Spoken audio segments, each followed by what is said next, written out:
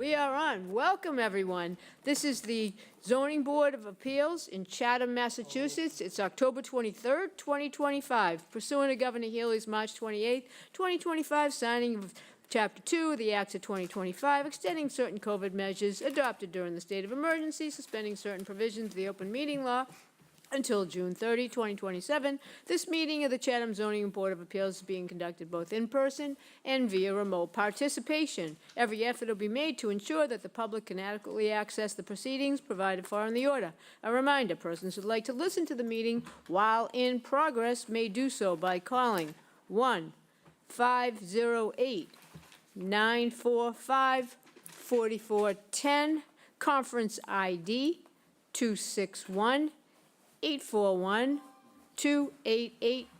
or join the meeting via the online link for Microsoft Teams in the posted agenda. This is a live broadcast and simulcast on Chatham TV, but despite our best efforts, we may not be able to provide real-time access. We'll post a record of this meeting on the town's website as soon as possible. In accordance with town policy, the public can speak to any issue or item on the business agenda during the meeting when recognized by the chair. Please shut off all cell phones or any gadgets whatsoever that vibrate or make any noise at all. And if you have a hat on, please take it off. That's our policy. Don't see anybody with the hat on, but just in case. Roll call of all board members is the first thing we do. Then we ask if anyone is on the telephone that would like to speak, just make your identification known in whatever fashion possible. The hearing notice will be read by staff, Sarah Clark on my right, and you or your representative will present your appeal or application. Anyone in favor of the appeal or application may speak for up to 5 minutes when recognized by the chair, and you will have up to 5 minutes, and there will be a clock in plain view. Then I will read or summarize all the letters that we received. Then anyone against the appeal or application may ask a question or speak, again, for up to 5 minutes. The applicant can rebut whatever they had just previously heard. We'll ask questions. The board will ask questions to anyone present. Then we hear further information, close the public hearing, deliberate, and vote. All votes are taken by roll call, and at the end of the meeting, we will close via verbal confirmation and note the time of adjournment. So what we do is we start with a roll call vote of all board members authorizing this form of meeting, starting with David Veach. Yes, David H. Veach, and I approve of this meeting format. Ed Acton, I approve. David S. Nixon, I approve. Paul C. Simple, I approve. Lee Hovey, I approve. Stephen D. DeBoer, and I approve. Virginia Fenwick, I approve. And Randy Potash, I approve as well. We have minutes. Paul? I will move to approve the minutes of September 18, 2025 as published. I have a couple of minor Please, corrections to offer. I want to just second it and then. And I will second and then offer on page 1, now near the bottom of the page, the listing of the representatives from Penrose, and Joe Henderson is listed twice, so if we just take off the Joe Henderson engineer at the end of the first bullet point down there. And then on page 6, near the end here, the statement here says Attorney Singer requested to continue, and we want to say Attorney Rose in place of Attorney Singer made that. Thank you. Anybody else have any corrections? Oh, anybody else have any corrections? No, seeing none. So I will vote to approve. with the with those amendments. amendments, yes. Mr. Nixon? I vote yes. Paul votes yes. Judy? I wasn't here for that hearing, so I don't. Okay. Do you know, Sarah, who voted at that meeting? Just give you a moment to find that out. Does anybody remember off the top of their heads if they voted at that meeting? It was September 18th, right? It says Steve DeBoer here and Lee Hovey. So, Oh, wow. Lee voted for Ginny. Sorry. Okay, very Lee good. was the voting member for Virginia Fenwick. So Lee, are you comfortable with the minutes? Yes, I am. All right, and as am I, so those are approved. And then secondly, we have the draft minutes of September 25, 2025. I'll move to approve those. David seconds and votes yes. Yes. All votes yes? Ginny votes yes. As do I, and that should do it. Okay, so first application, 55 Waveland Ave. Application number 25-073, Peter and Sonia Finney, care of William G. Litchfield Esquire, 330 Orleans Road, North Chatham, Mass. 02650. Owners of property located at 55 Waveland Avenue. Also shown on the Town of Chatham's Assessor's Map 10D, Block 64, Lot D53. The applicant seeks to enlarge, extend, or change a non-conforming dwelling on a non-conforming lot via the demolition of the existing dwelling and the construction of a new dwelling. The existing dwelling is non-conforming in that it is located 18.3 feet from Waveland Avenue, where a 25-foot setback is required, and 12.7 feet from the northerly abutter, where a 15-foot setback is required. The proposed dwelling will comply with all bulk and dimensional requirements of the bylaw, but is considered a substantial alteration, and under the second except clause of Section 6 of Mass General Law, Chapter 40A, such substantial alteration requires the grant of a special permit.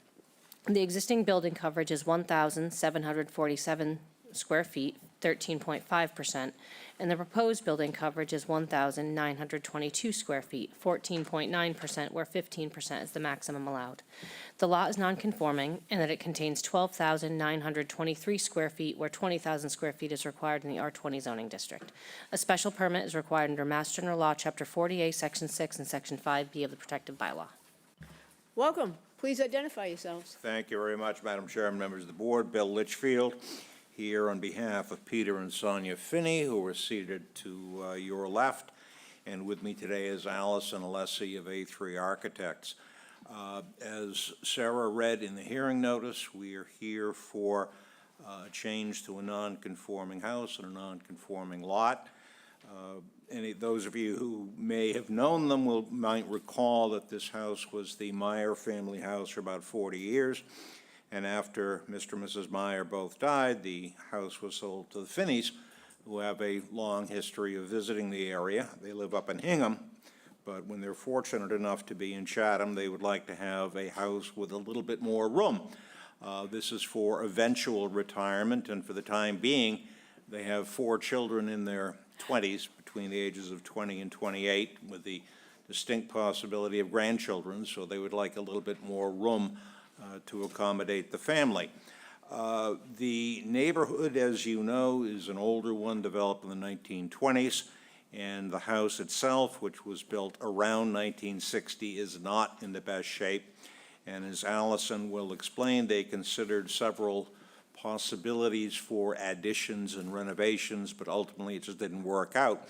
So Allison designed something which I think is appropriate for the neighborhood, and if I could, Madam Chair, I'll ask Allison to speak briefly to the plans that she has developed. Sure, welcome. Thank you. Hi, Allison Alessi with A3 Architects.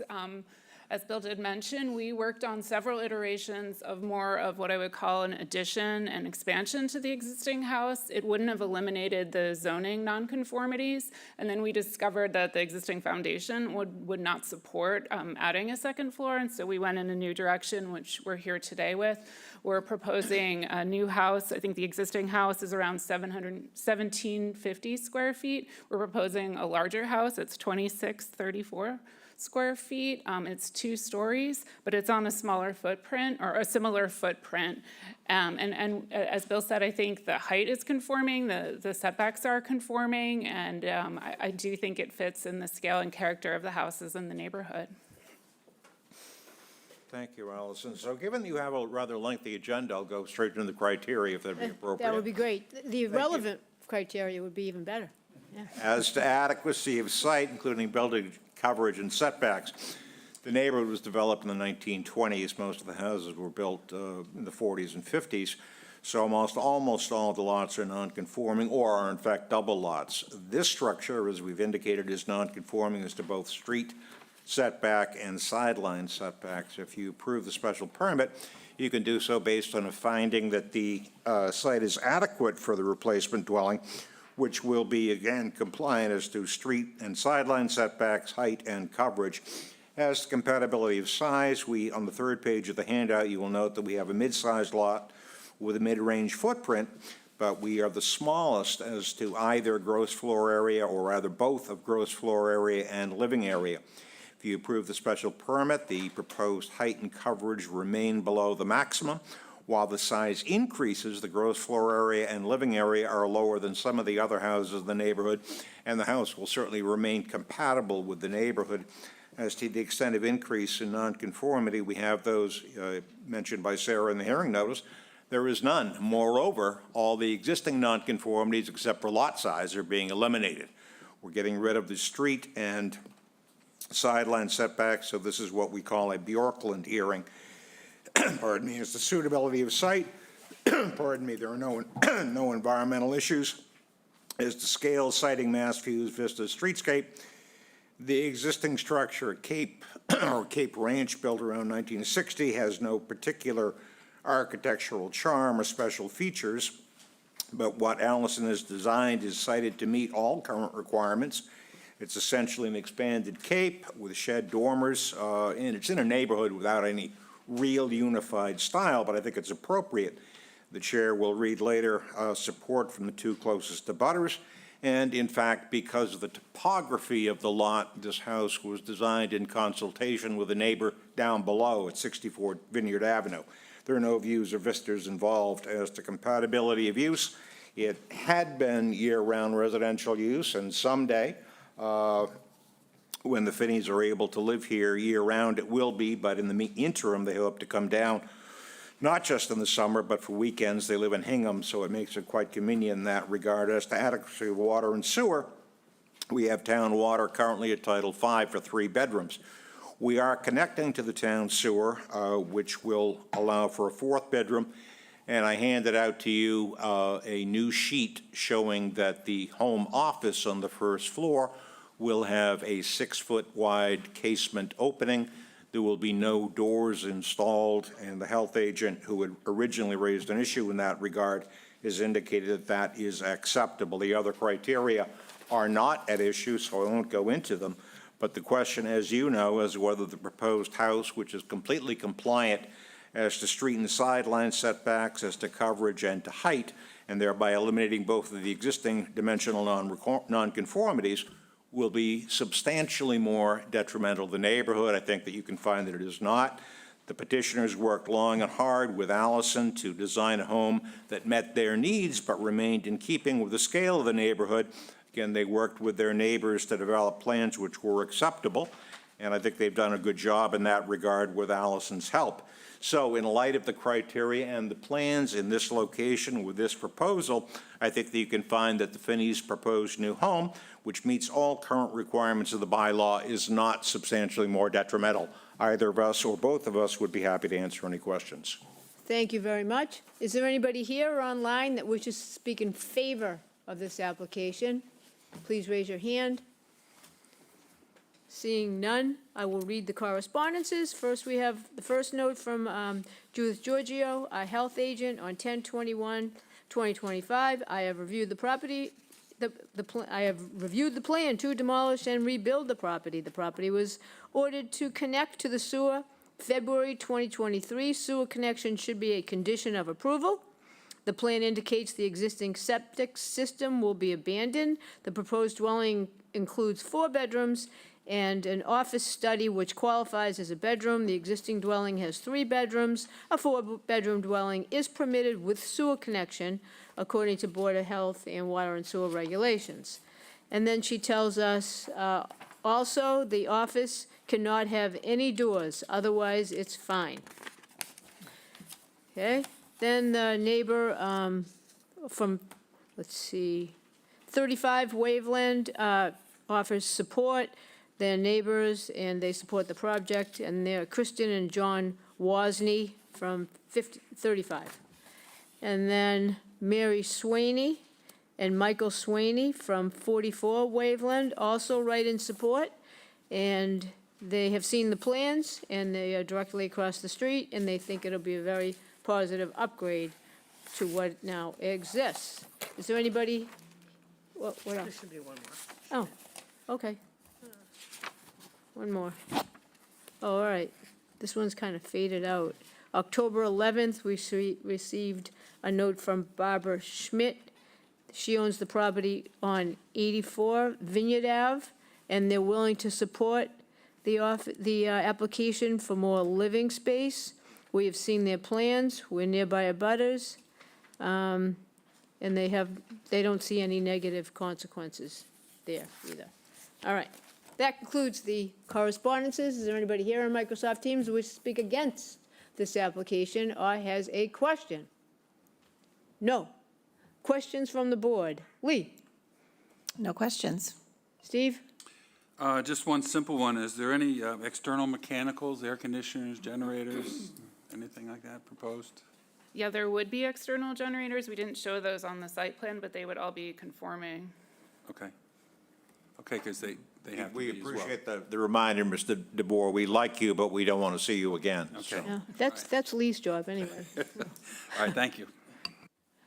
Ginny?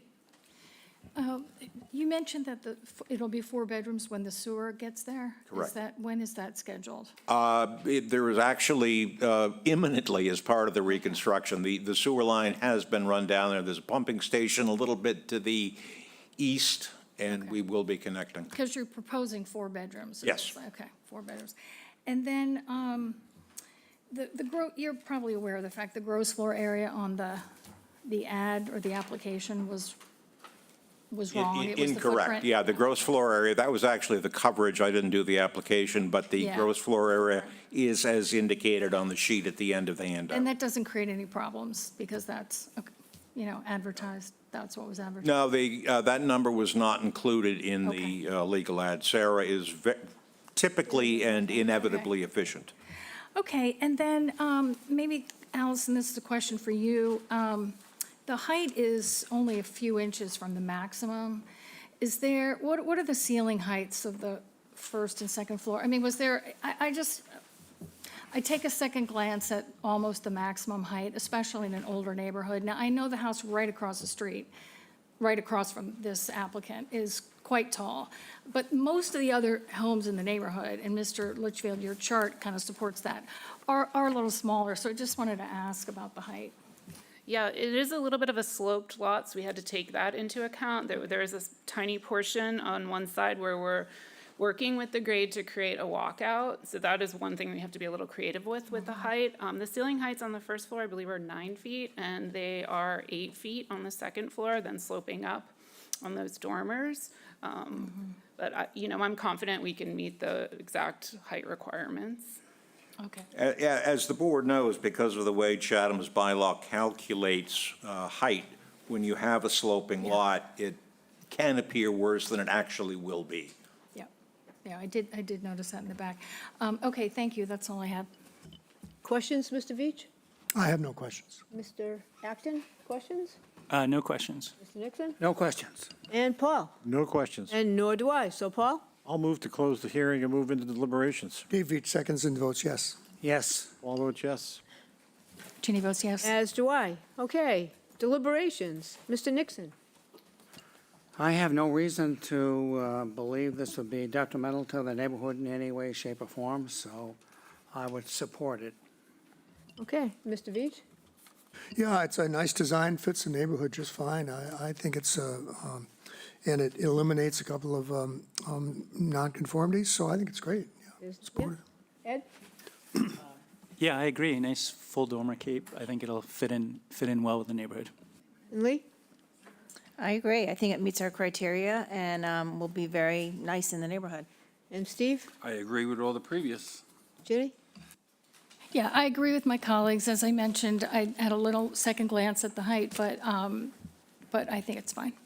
And Paul? And I also agree with my colleagues. Yeah, as do I. So, conditions. I'll move to approve the application as submitted. I would think, given the neighborhood and so forth, we should use our standard conditions. So I would add as conditions that all construction activity and vehicles shall be contained on site or at a neighboring property with the permission of the property owner, that between June 30th and Labor Day, no exterior construction will be allowed. No work shall be permitted on the weekends, and construction activity between 8 a.m. and 5 p.m. only. And I just want to question, was there something from the health department? I was just about a asking that too. but Condition that we would like to attach to, that What do they, we- yeah. they Let's- hook up to the sewer? Let's see what Sarah says about that. Yeah, So the health agent's concerns, as stated in her letter, was that the house be hooked up, ordered to be connected to town sewer, so that would be a condition that she would like to see. In addition, that the first floor office have a 6-foot cased opening with no doors installed.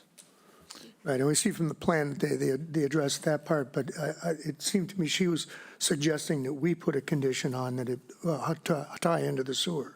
I do you will think? add. We would have no objection to a requirement of sewer connection. I suspect Mr. Briggs isn't going to approve a building permit until we're in the process of connecting anyway. So it would just be belt and suspenders, I basically. will add that, I Okay. will add that condition to the Sure.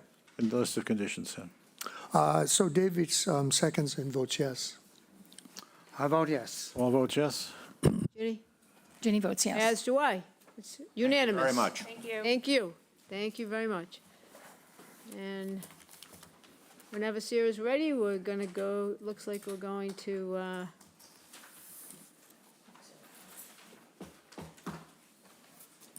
Eastwood Ho. Yeah? Application number 25-087, Eastwood Ho Country Club, care of Benjamin E. Zender, Esquire, 62 Route 6A, Suite B, Orleans, Mass. 02653. Owner of property located at 325 Fox Hill Road, also shown on the Town of Chatham's Assessor's Map 10M, Block 2, Lot 1. The applicant proposes to change, alter, or expand a non-conforming structure, retaining wall, on a conforming lot via the expansion of the wall. The existing retaining wall is non-conforming in that it is located 21.2 feet from the Coastal Conservancy District. The proposed wall will be non-conforming in that it will be located 29.3 feet from the Coastal Conservancy District, where a 50-foot setback is required. The lot contains 129.5 acres in the R40 zoning district. A special permit is required under Mass General Law, Chapter 40A, Section 6, and Section 5B of the Protective Bylaw. Welcome. Good afternoon. Thank you, Madam Chair. Thank you, board members. My name is Ben Zender, and I'm here on behalf of Eastwood Ho. This is a little bit of an unusual application. I'm hoping all of you have been out to see the site, but Eastwood Ho has on the Pleasant Bay side of the main clubhouse structure a retaining wall and a retained area with a lawn area that sits between the club and the retaining wall. As you're probably aware, you recently amended your zoning bylaw to plug essentially a loophole in your Coastal Conservancy setback requirements, which made it clear that structures were included in those setback requirements, and this retaining wall constitutes a structure that's within the required setback distance from the Conservancy District, which here I believe is the top of the coastal bank. So the existing retaining wall is 21.2 feet from that Conservancy District.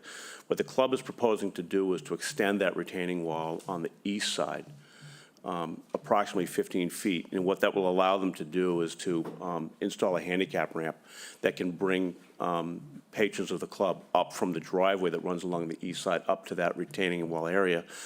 They're going to replace the grass with a, excuse me for 1 second, I'm sorry. They're going to replace the grass area with a pervious paver to allow better use of the area, and that will also allow them to put a second handicapped access ramp on the west side of the room that extends out towards that retaining wall. So it allows people to come up, get up to the retained area, and then get up into the clubhouse from that area. Because the retaining wall is presently a pre-existing non-conforming structure, this endeavor requires a permit from you under Section 5B of your bylaw, and with your permission, I'm happy to just roll right into the criteria if you want to hear that. Sure. Madam Chair. Yeah. Okay, thank you. And The applicable criteria. yeah, I'm not sure what you consider applicable because I'm not in front of you all the time, so I'll just sail through them. So adequacy of the site, as you may see from the application, it's 129 acres. So we certainly believe the site itself is adequate for the use. The compatibility of the site for the proposed structure with the neighboring properties, well, there really aren't any neighboring properties within, any reasonable or even significant distance from this area, but the existing retaining wall allows for the use of the club property at the top of the coastal bank and for all of the club activities which exist on that side of the clubhouse. So we believe that the structure is compatible and the extension of the structure is compatible as well. The extended proposed increase in the nonconforming nature of the structure, it's approximately 15-foot extension, about 3,260 square feet all told. So we consider it to be a relatively small extension of the retaining wall as a whole. Suitability of the site, including neighboring properties, natural environment, et cetera. As the board may know, the Conservation Commission's already approved an order of conditions for this activity, which indicates that the use and the structure and the construction of the structure itself are compatible with the environmental concerns and the interest to be protected under both the Wetlands Protection Act and also the local bylaw. The impact of the scale, siting, and massive neighborhood visual character, including views and vistas. The nature of the retaining walls, it doesn't really constitute any type of an impact on a view or vista to the extent that the entire northerly aspect of this property, the retaining wall is screened by the structure itself.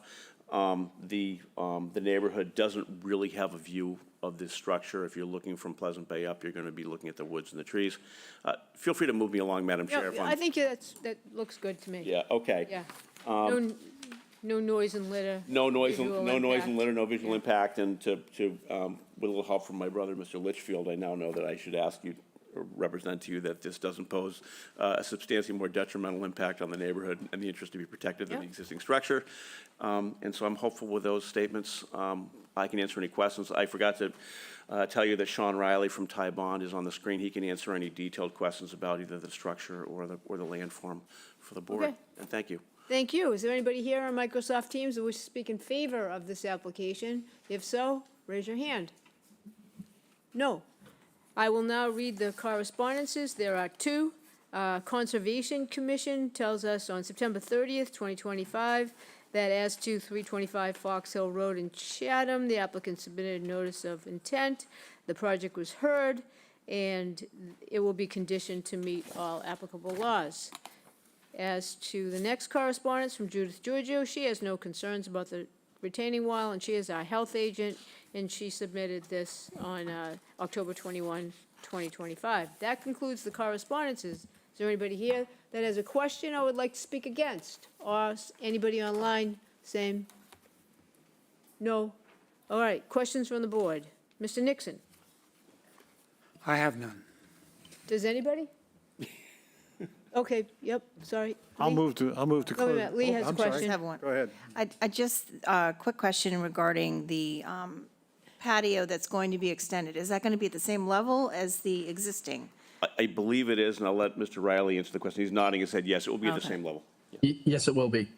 And so how high does Yep. that make that retaining wall on that end? So that retaining wall is between 5 to 8 feet tall Okay, on that end. thank you. Ginny, did you have a question? Well, for context, what's the height of the current wall? It's 5 feet, right? The existing wall is around 7 feet tall, 6 to 7 okay. feet tall. Yep. Yep. Thank you, that's all I had. Okay, Paul? All right, I'll move to close the hearing and move into deliberations. Steve Veach seconds and votes yes. Yes. All votes yes? Ginny votes yes? As do I. Okay, deliberations. Let's start with Mr. Nixon again. Well, Mr. Zender, usually you come to us with complicated issues. This is, Yeah, usually I plan for 4 or 5 hearings when I come before. that's right, and we did, we did. Mr. Zender is very good at variances for those who don't know.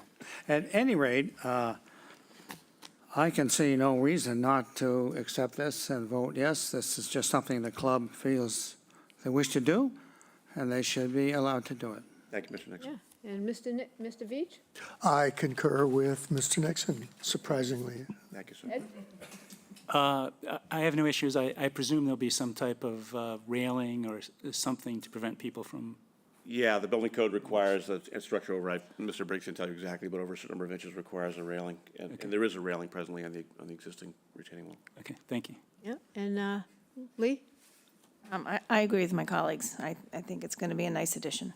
And Steve? Yeah, I agree, especially if it's going to make it more ADA compliant. I think that's a very important issue. Thank you, Mr. And Ginny? I agree with my colleagues and what Steve in particular just said about the nature of the improvement, but the club has a history of making improvements over the years for the members, and they do a terrific job, so I have no concerns about this. Thank you. And Paul? Clearly not substantially more detrimental to the neighborhood. Nobody will even see it. And it clearly increases accessibility, which is great. And I have nothing to add, so Paul. I'm going to move to approve the application as submitted. I think, given the location and the nature of the work, that we just leave it up to them to take care of it. Yeah, I don't think we need any conditions. No need for normally. additional conditions, so I'll move to approve the application as submitted. And David seconds and votes yes. I vote yes. All vote yes. Jeannie votes yes. As do I. It's unanimous. Thank you all. Congratulations. Nice to see you all See again. you next time. Nice Thank you to all. see you. And we're going to move along to our third, I think, application. Application number 25-085, Greg and Susan Shorten, care of James M. Norcross Esquire, P.O. Box 707, Chatham, Mass. 02633. Owners of property located at 70 Sears Point Lane, also shown on the Town of Chatham's Assessor's Map 11A1, Block 7, Lot 5.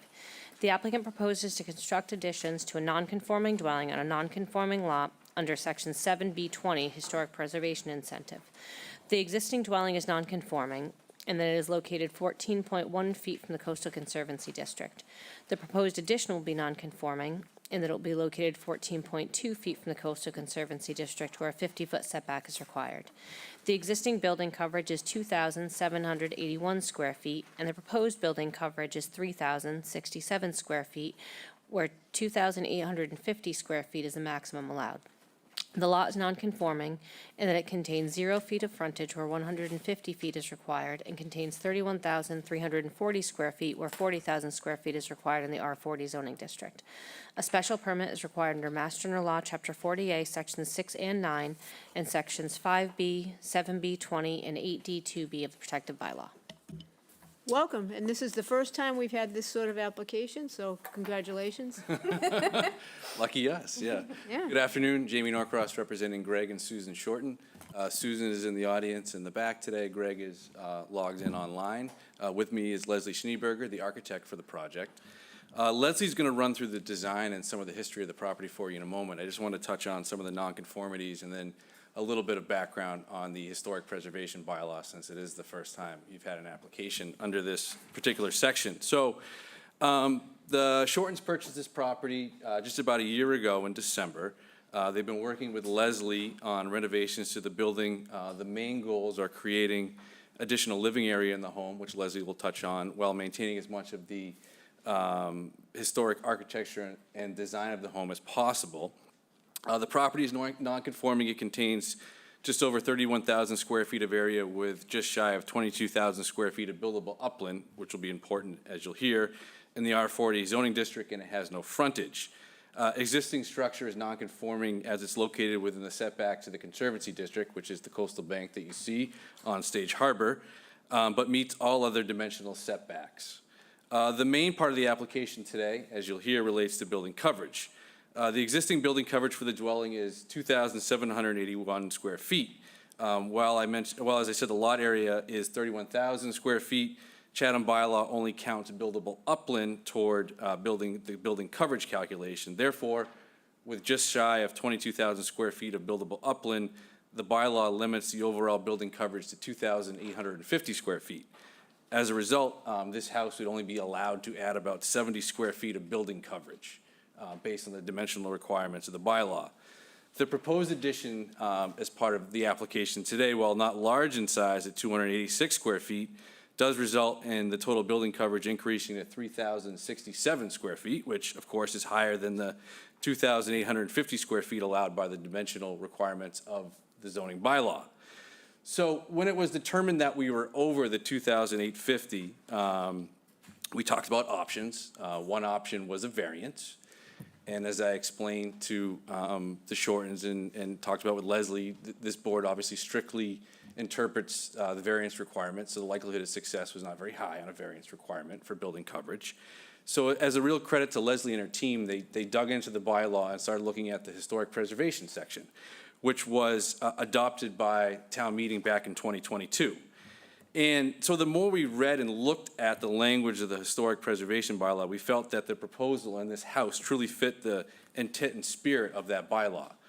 The introductory, just want to touch on a couple sections. The introductory paragraph to that section of the bylaw describes its purpose as encouraging preservation of building, structure, and other elements of historical or architectural significance, and to permit flexibility of dimensional requirements that might be an impediment to historic preservation. The bylaw gives the ZBA the authority to grant a special permit modifying certain dimensional standards on existing lots to incentivize the preservation of historic buildings or structures. The bylaw allows for waivers or relief by special permit for certain dimensional requirements for structures that are deemed to be an eligible historic building. And as outlined in that section of the bylaw, there are several ways for a building to be deemed an eligible historic building, one of which is by designation from the Chatham Historical Commission, which is the case here. As part of the application, we submitted the findings from the Historical Commission that the building is considered a historic structure based upon their review of the property. So as it relates to this particular project, the preservation bylaw allows for the maximum building coverage to be increased by a factor of no greater than 1.25 through the issuance of a special permit by the Zoning Board of Appeals. So translating that for this particular property, what that means is that the building coverage at the property can go as high as 3,476 square feet if the proposal satisfies the criteria of the preservation bylaw. In this case, we're only asking for just over 3,000 square feet. So we're not quite going to the maximum. We're actually close to the maximum that would be allowed under the preservation section of the bylaw, but still an increase over what would traditionally be allowed under the dimensional requirements. So before going into the criteria, which are a little bit different than your standard criteria, I just asked Leslie to go through the design of the property for you. Of course. Leslie Schneeberger, hello, architect for Susan and Greg. So first I'll tell you a little bit the history of the house, or tell you the whole context. So this is actually designated known as the Ruth Sears Reed House. So Ruth Sears was daughter of Willard Sears, who is a prominent architect. He was Isabella Stewart Gardner's architect in Boston and did a bunch of other things, including the museum. Hence the name Sears Point. This whole property was part of the Sears property, and is actually one of the last remaining structures related to the Sears property still on that on the location. It was not built by Willard. We believe it was his son, Ted Sears Reed, who is Ruth's son, that actually built this house in the 1940s, from what we can find. And obviously, the front portion of the house that you're seeing right there is the portion that was originally built, and then, like all other houses, kind of added on to over time. Susan and Greg saw the view that you see here from the water. That's when you're sailing and in Stage Harbor or at the lighthouse, and had actually always admired the house. They spent a long time restoring a house in Harwichport. They're a rare breed that really loves and appreciates historic homes. And when this came up on their radar of real estate, they had to sell the house they had worked on and bought this. It's a 5-bedroom home at the time, 5-bedroom, 3.5 bath. They have 4 adult children, and they went, this is perfect. But it's actually quite small, being a historic house. And so we have gone through, I think, 6 months of designs, looking at ways to add more space, to truly get 5 bedrooms in this house, more bathrooms, and do all of that without disturbing that sort of streetscape, which is the water, and without taking down the historic portion of the house, keeping the language of the garage, some addition in the middle, house at the end. So we worked primarily in the middle section, and that's where it had no choice but to kind of move out a little bit, and that's what's created the increase in coverage. Great, thank you, Leslie. So moving along with the criteria, a lot of them will be very familiar to you. The first 3 are different. Number 1 is the permitted modification of bylaw standards and requirements is necessary to maintain the eligible historic building on the site on which it was originally constructed, In this instance, the applicant is proposing an addition to the existing structure to allow for additional living area with minimal disturbance to the antique home. It was important for the Shortens to preserve as much as possible the historic structure. Working with that other goal, the Shortens, as Leslie mentioned, determined the most feasible area for expansion was the connector piece between the dwelling and the garage, which is narrower than the rest of the home and currently consists of only 1 floor. The Historic Preservation Incentive Bylaw will allow the Shortens to add this modest square footage of the home, which will preserve an antique property and structure as a viable part of a family home for many years to come. So we think instead of requiring more demolition of the structure that's there, this is really utilizing the incentive bylaw for the intent for which it was created, which is to allow an expansion, to allow these structures to stay in existence while allowing for some more living area for a family to use them for many years to come. Number two, proposed renovation, repair, adaptive reuse, or removal preserves to the maximum extent feasible the historical and architectural features of the building. I think as Leslie has shown through the drawings and through the rendering that this, while it is an expansion, it certainly maintains the historical and the architectural features of the property. That rendering from Stage Harbor, which is the main view of the property where it's visible, I think it's different, but it certainly doesn't lose the character of what you see today on the property. Number three, failure to grant the special permit is likely to result in appropriate use or physical modification of the eligible historic building, including the potential demolition or loss. So again, if they can't expand, then it would come down to demolishing more of the existing structure to try to create the additional living area they're looking for. And this bylaw, as voted on by the folks in Chatham, is, I would read, the intent is to allow for an expansion like this. It's expansions like this that have gone on through the years, properties that were built long before zoning. It allows them to expand with a little bit of flexibility and working within the existing structure. And then we'll just touch on some of the more traditional criteria. Number four, adequacy of the site in terms of size. I would say this property is certainly adequate for the proposed structure and the proposed use. I would mention that if we're working off the total lot area as opposed to buildable upland, we wouldn't even be over the building coverage amount. So as you look at the property physically, it certainly isn't overwhelming. The structure certainly is not overwhelming the property. Five, suitability of the site. It's a single-family dwelling and will remain single-family, so it's suitable. There is no impact on traffic flow and safety. Impact on neighborhood visual character, including views and vistas. From the sides, there's heavy vegetation on to both properties, so it's largely screened from view.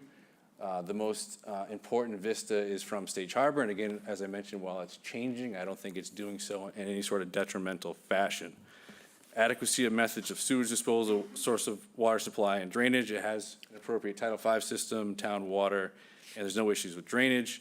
It has adequate utilities and public services, no concerns with noise and litter, single-family dwelling in a residential neighborhood and therefore compatible.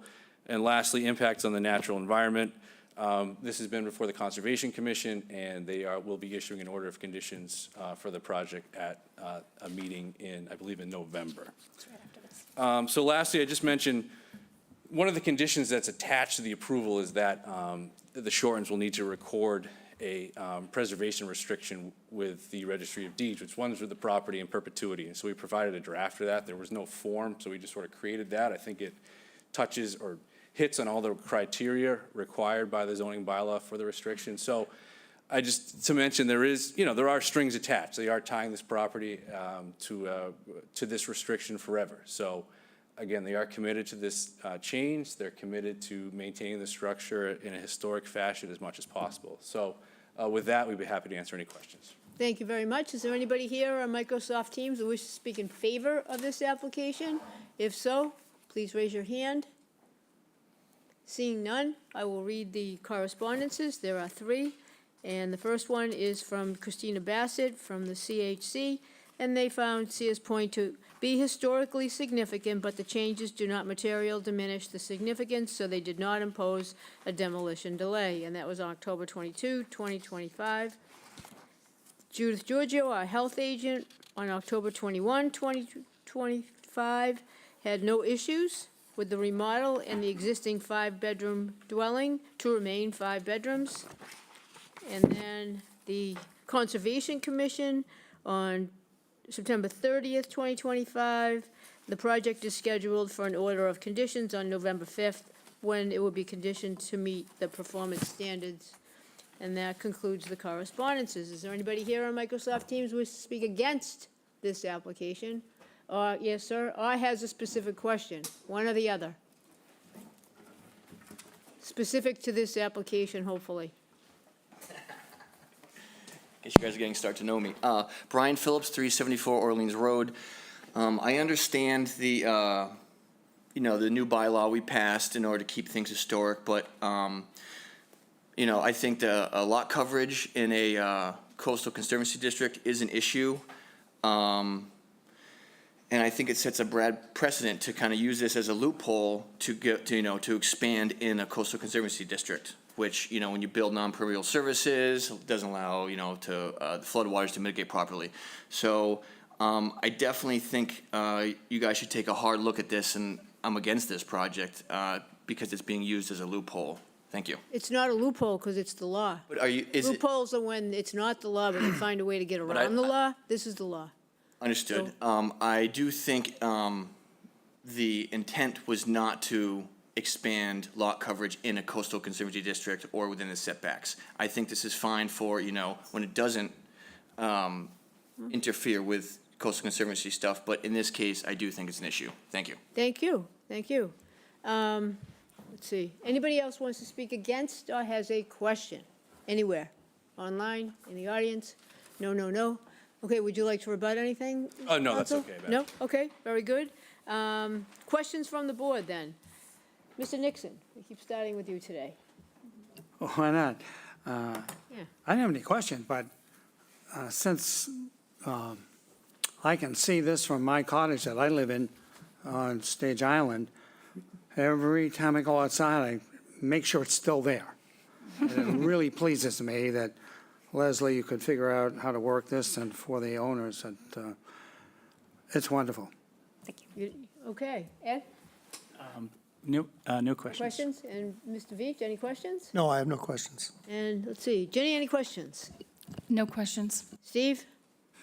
I didn't see the letter from the health department, so I was going to ask about the septic system, but apparently that's been explained and is acceptable to them, so I have no other questions. Lee? No questions. And Paul? No questions. Nor do I, so Paul? I'll move to close the hearing and move into deliberations. Dave Veach seconds and votes yes. Yes. All vote yes. Ginny votes yes. As do I. All right, so now we're going to deliberate. Ginny, let's go down the row here. Okay, so I had no questions, but I do have comments. First, I want to say thank you for saving this historic 1940s home. I agree with Mr. Nixon, it's absolutely stunning. We're thrilled to see you use the new bylaw. Randy mentioned at the beginning, the chairwoman mentioned at the beginning that it's the first time we've used it. And with all due respect to the Mr. Phelps who opposed, the increase in coverage is exactly what some of these older homes need. And so I disagree that that there's a problem with that. It specifically addresses. And that's because, and Leslie, you mentioned it, a lot of these historic homes are smaller. They're smaller in size, and the rooms are smaller.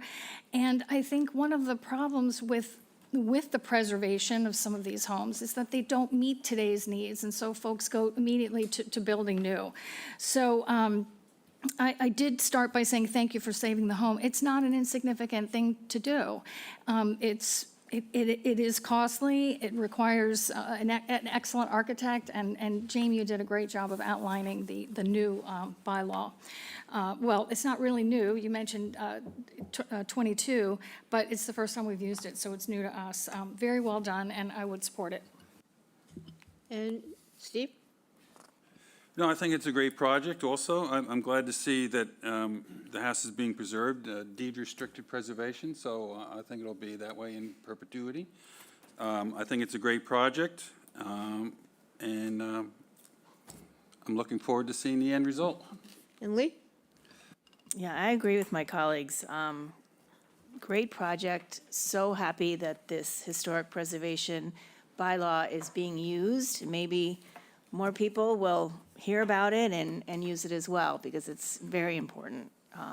I think what's also important to this home, obviously you mentioned, the view from Oyster River, is the waterscape. I mean, it's gonna be beautiful to look up and see that. So if I were voting today, I would be voting in favor as well. Paul, would you? Yes, I agree with my colleagues. I did view the Historic Commission hearing and noted the fact that when the Eckerts originally listed this property and looked at offers being made, what was being thought of by most of the purchasers was nuking the facility and putting in something new and using that location. And they decided they weren't going to do that and looked for a purchaser who could do something like what you're doing, which is creative under our current bylaws. So I think we're actually getting what we're trying to get with the overall concept of the law, and it's consistent with the law. So I think from that viewpoint, it's an excellent project. It meets all of our standards. And Mr. Nixon? Yeah, as I mentioned, I'm very pleased that it's been saved, shall we say. And Jamie, you mentioned early on, not so long ago, you would have come in with a variance. And I know I couldn't have voted for a variance for this. It just wouldn't have qualified. So town meeting has given us another tool to save something like that. And I'm happy to support it. And Ed? If I was voting, I would certainly support it. I think it's, a perfect plan that you came up with using the historic preservation incentive. It seems to make total sense to me, and I think it's going to continue to be a beautiful waterfront house and iconic from the water. And Mr. Veach? Yeah, well, first, I guess the first thing I'm thinking is, hopefully there will be, and as a result of this, others will take notice and think about applying this revision to the bylaw that was done in 2022. This is exactly what was anticipated in the effort, as far as I understood it, to craft and pass this bylaw. This is exactly what was intended, because it was to give some more incentive to someone willing to take on the renovation of an older home. And they've really done an extraordinary job here. Leslie, you've done a great job. Susan has done, and I met Susan out there when I was doing my tour, and we talked a little bit about historic preservation, and I've been through a little bit of that myself. And I know, and I've learned that they are very much committed to that, and that's something that we should do everything we can to encourage people to do this. It's fantastic. So hopefully there will be others, but if this is the only thing we get from that change of the bylaw, this is enough, or would be enough. So that said, more power to them all. Thanks. Yeah, it's a good one. So I think if town meeting wanted to exclude the coastal bank or the conservation, that would have happened already. So I don't think anybody should feel any kind of negativity about that. But also, you went to conservation 4 times, so there must have been mitigation, right? Yes, if I may. Can you tell us about that? I was going to say, as far as conservation, there were mitigation and trade-offs, and we removed a lot of hardscape coverage so that it balanced out, and we actually reduced coverage in the 0 to 50 area, the more volatile area, and increased in the other. So conservation was comfortable with this and approved it. And what about invasives? Did you have to get rid of some of those? And you're going to have to do There planting as well? There will be some invasive removal on the coast bank. So at the end of the day, it's probably an a win. improvement for the environment. That's Yeah. exactly right. All right. Well, with that, Paul? I'm going to move to approve the application as submitted with some more extensive conditions than we normally have in order to comply with the bylaw and the intent. First, that the owner shall record at the Barnstable County Registry of Deeds a preservation restriction pursuant to General Law, Chapter 184, Section 31, in a form approved by the ZBA, which shall provide conditions under which alterations, additions, or modifications may be made to the building or structure to which the special permit relates. And 2, the termination of special permit rights upon loss or destruction of the building in the event of damage to loss or full demolition of the historic structure, such that the historic structure cannot be restored to its prior condition and use. The lot coverage incentive or setback flexibility incentive special permit granted under this bylaw shall expire, and the owner shall thereafter maintain the subject property in compliance with the applicable building coverage and setback requirements for the underlying district as specified in the Chatham Protective Zoning Bylaw, unless the ZBA issues a new special permit reauthorizing the previously granted building coverage and building setback waivers with respect to a new building or structure proposed for the subject property. To grant such a special permit, the ZBA must find that the proposed replacement building structure will not be detrimental to or inconsistent with the established character of the neighborhood and will be in harmony with the purpose and intent of this bylaw. The ZBA shall make written findings confirming compliance with this standard and addressing at a minimum the criteria set forth above under items 4 through 12. And then, without prior approval by the Chatham Historical Commission and the Board of Appeals, the owner shall not alter, partially remove, construct, remodel, or make other physical or structural change or any change to the footprint, size, mass, ridge line, and roof lines of the building other than ordinary maintenance or repair. And I guess it makes sense to continue with some of our normal restrictions, given the isolated nature of the access over there. All construction activity and vehicles to be contained on site or at neighboring property with the permission of the property owners. That between June 30th and Labor Day, no exterior construction will be allowed. No work shall be permitted on the weekends, and construction activity between 8 a.m. and 5 p.m. only. Dave Veach seconds and votes yes. Nixon? Paul, where did you get all that word? He was ready in case. It just comes right off the top of my head. Came off the top of your head. Oh, yeah. I could actually add that there was, some of that wording was added at partially my request. Okay. Because We'll give you credit. I mean, I know it sounds like a lot, but the draft of the bylaw actually possibly could set up a condition whereby if something had happened to the house, a fire or something, that the owner would have lost the additional space with no recourse to, so this gives recourse to come back to the zoning board of We're appeals. going to let you read it next time. Okay. You voted yes, Mr. Nixon? Almost. Oh, yes, you did. So not yet. Jamie, were you part of this, or you just said, okay? He didn't know. Which part are you talking about? The, All of the conditions. no, that Jamie. Oh, well, yeah. Leslie came up with it. No, Okay, all I'm right. being serious. All right, well, anyway, Yes? it's beyond my time frame, but yes. Yes. All right, very good. And Paul? All votes yes. Ginny? Ginny votes yes. As do I. And maybe we'll get so many of these that we can just say, the usual historic preservation conditions. All right. Thank you. Welcome. I mean, goodbye. It's unanimous. All right, here we go. You ready for the next one? Whenever you are, Sarah. Application number 25-093, Windsor Sokol Living Trust, care of Christopher J. Karen Esquire, P.O. Box 560, Mashpee, Mass. 02649. Owner of property located at 50 Winterset Drive, also shown on the Town of Chatham's Assessor's Map 11G, Block 75, Lot H111.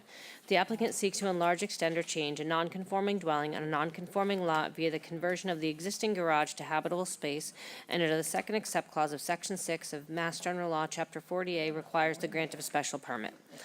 The lot is non-conforming in that it contains 14,400 square feet, where 60,000 square feet is required in the R60 zoning district. A special permit is required under Mass General Law, Chapter 40A, Section 6, and Section 5B of the Protective Bylaw. Welcome. Thank you, Madam Chair, members of the board. Attorney Christopher Corain from Dunning, Corain and Mashpee, here on behalf of the applicant. With me this afternoon is Mike Sokol, one of the owners of the property. I think this is a pretty straightforward project. What we have is an existing house with an existing garage, and all we're seeking to do is to change the interior of that garage to convert it from a garage to living space. So as noted in the hearing notice, the lot is undersized, so we have a non-conforming lot. We also do have the 3 non-conforming setbacks. So the front yard setback to Winterset is non-conforming, as you can see, and then the 2, whether you consider them rear or side, are non-conforming to the neighboring setbacks are also non-conforming for this zoning district. But we're not changing anything other than the interior. So we're not changing the footprint, we're not changing building coverage, not changing lot coverage, we're not changing the height. The only exterior modifications will be, instead of seeing a garage door, you'll see windows and regular doors. But again, no expansion of footprint, no expansion of coverage, no expansion of height. So, given the bylaws, criteria, I don't know how many of them apply, but if you lump them together, again, the site is a residential lot. There's already an existing house on there that's sized already. We're not changing that size. So I think the adequacy of the site is perfectly fine, given the neighboring lots. Again, no, we're not. That sounds good. So you're not going to cause substantial detriment. No, we're not going to we're not, your neighbors, instead of seeing a garage door, they're going to see windows. So I don't really see this particular type of project being substantially more detrimental to the neighborhood. There's not going to be a marching band in there? No, but I think it's just going to be like an extra living room, basically. So we're not increasing bedrooms or anything of that nature. So I think this one is pretty straightforward. Okay. We've seen them before. Okay. All right, thank you. Thank you. Anybody here on Microsoft Teams wish to speak in favor of this project? Please make it known. Seeing none, I will read the correspondence. This was from Judith Georgiou, as usual, October 21, 2025. She has no concerns regarding the changing the existing garage into a family living room as proposed. And I think that concludes, if I'm not mistaken, yes. Anybody here on Microsoft Teams wish to speak against or has a question? No. Questions from the board? Are there any? No. No. Okay, very good. Paul? I'll move to close the hearing and move into deliberations. Dave Veach seconds and votes yes. Yes. All votes yes. Ginny votes yes. As do I. All right, deliberations. Mr. Veach, why don't you say it for all of us? De minimis. Oh, no, don't say that. No. This is certainly not, not substantially detrimental to the neighborhood in any way, shape, or form. It's the, looking at some different windows instead of doors and different kinds of openings. It's in a way, it's kind of a shame that it needs to come to us for that, but I understand, so. Yeah, it's good. Law, yeah. Law. Mr. Acton? I actually appreciate that this project is coming to us before the work has been done, because a lot of cases, they seem to come to us after the work is done, and they give us a live model. But no work's been appreciate done that. yet. Thank you. Yep, and Mr. Nixon? This is fine. Yeah, and Paul? Certainly not more detrimental to the neighborhood. And Lee? Nice, modest project, meets criteria. Steve? No issues. Jenny? Agree with my colleagues. All right, as do I. So Paul? I'll move to approve the application as submitted. I think we probably do need to say that we need all construction activity and vehicles contained on site or at a neighboring property with the permission of the property owner. With everything being interior, I'm wondering whether there's a need for further conditions. What do you think, Mr. Applicant? Need further conditions, or are you happy I with don't that? see that there's any need for any additional All right, conditions. I'll leave it at that one condition then. I'll move to approve on that basis. And Dave Veach seconds and votes yes. I vote yes. All vote yes.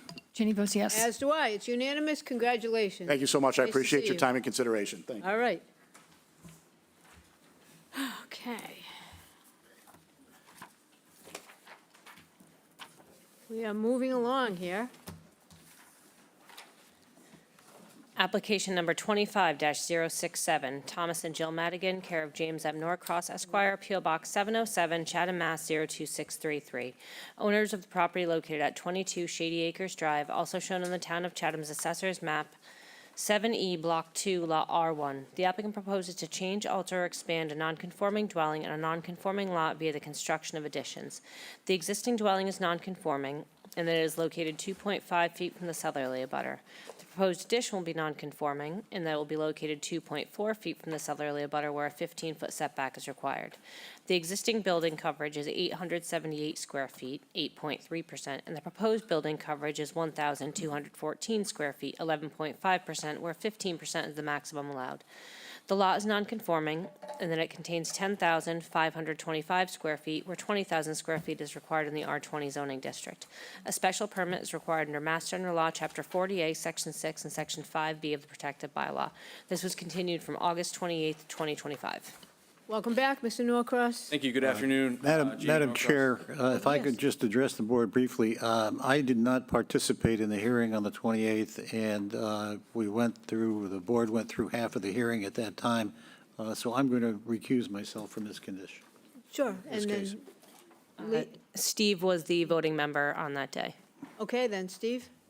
All right. Thank you, Jamie Norcross, on behalf of Thomas and Jill Madigan. We were here the end of August, presented the plans and the analysis, and we had to continue because the project still had to go to the Historical Commission. That happened a couple weeks ago, and there is no demo delay issued by the Historical Commission. They are fine with the proposal. There have been two changes, small changes. The house has been shrunk ever so slightly so that we now maintain the 2.5-foot setback to the southerly lot line. We no longer encroach by another inch into that setback. And then there was a third bedroom shown on the floor plans. That's been changed into a cased opening, so that'll be an office and not a third bedroom to satisfy the requirements of the health department. So with Okay. that'd be our presentation. Sure, yeah, thank you very much. Is there anybody here on Microsoft Teams wish to speak in favor of this project? If so, yes, sir, please approach.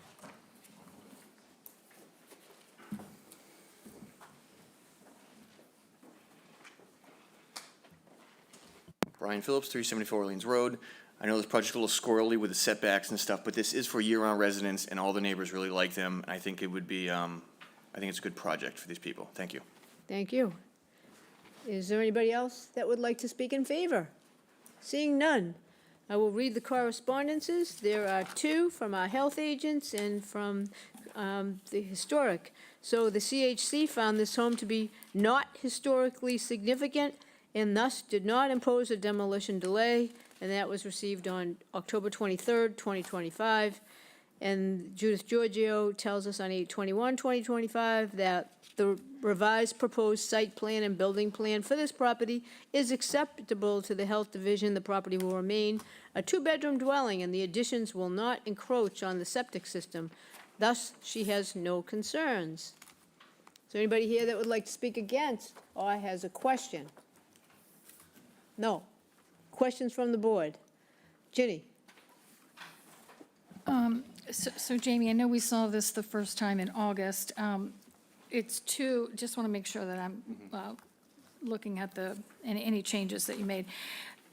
We're talking about two additions, one smaller one on the left-hand side of the front of the home. Correct. And the other one is remaining in its full size except for 1 inch Correct. on the right-hand side. That's correct. Okay, thank you. Steve? Questions? Yeah, do you have any idea of about when this house was constructed or the butters? It just turned 75 years old, so it's 1950. Okay, so it's been this way since then. There's been a very tight setback since that time, probably. Well, the lot was created, I think, at a later time, but the structure has been there since 1950. Right, okay. Okay, so this is a, an existing situation for quite some and time. it wasn't, you may or may not recall, it wasn't read into the record, but a butter to the south actually submitted a letter of support. at Yes, the I last remember, meeting. yes. Okay, all right, thank you. Why didn't I read that into the record? Was that last time? did It I was read at last meeting. Yeah, Okay, you read that's it why, last time. that's why. Yep. Okay, very good, very good. Lee? No questions. And Paul, questions? No, I'm not participating. Oh, sorry.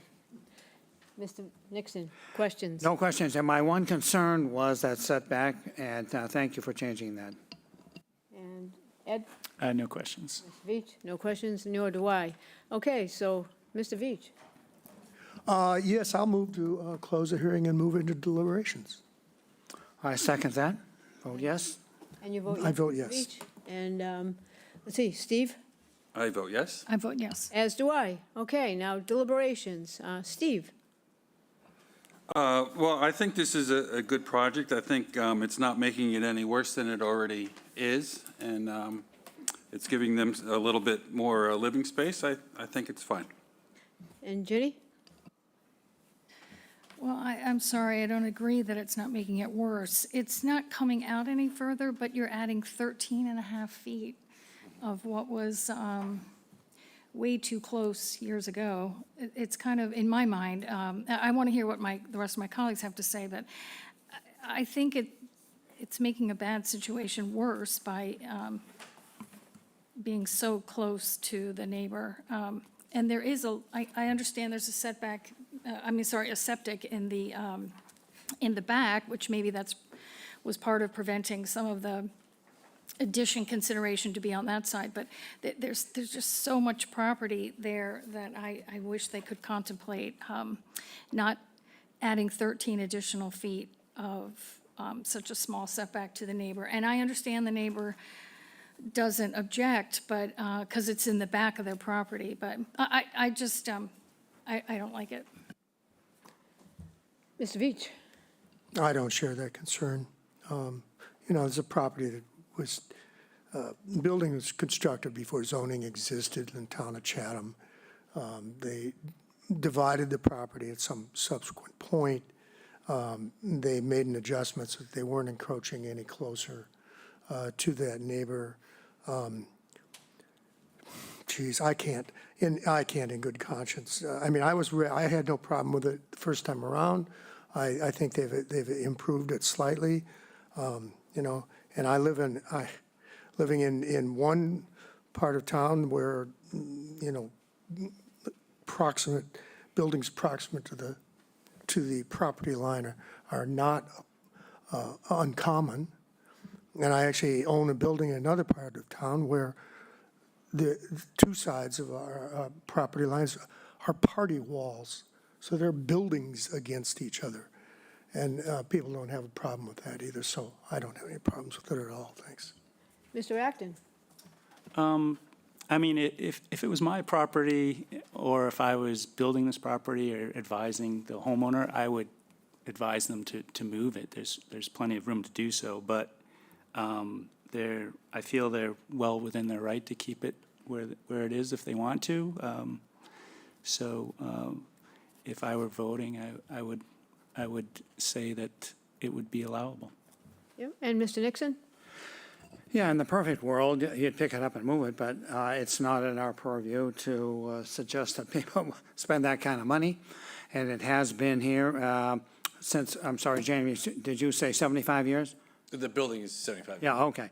So it is not going to be substantially more detrimental to the neighborhood, and so therefore I will support it.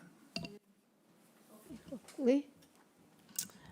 Yeah, I agree. It's a modest addition.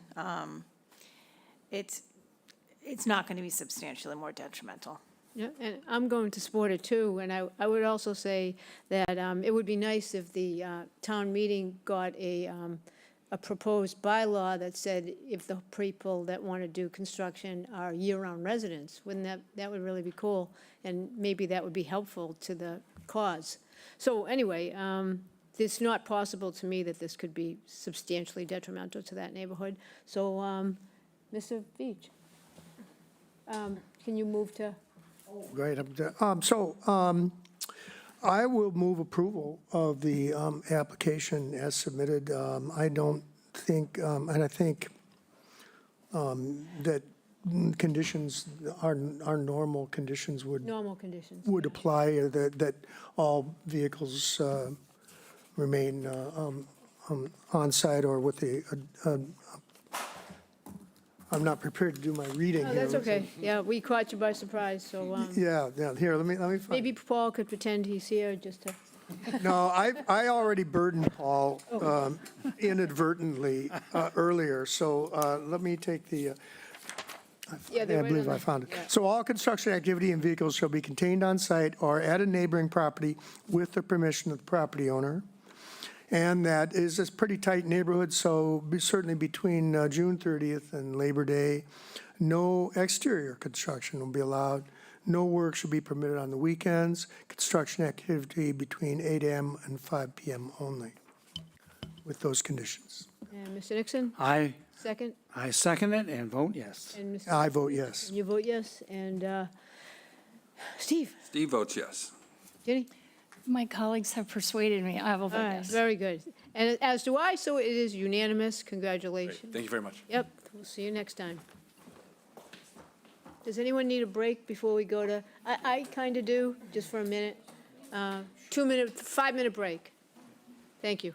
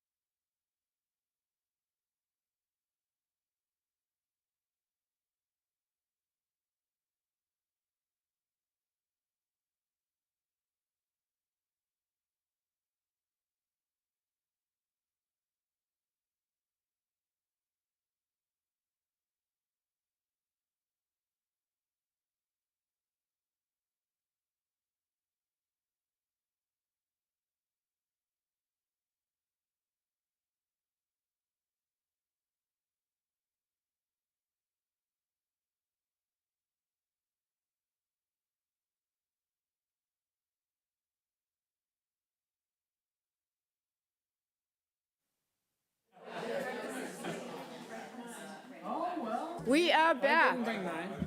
Welcome, welcome back, viewers. And our next application. Sarah.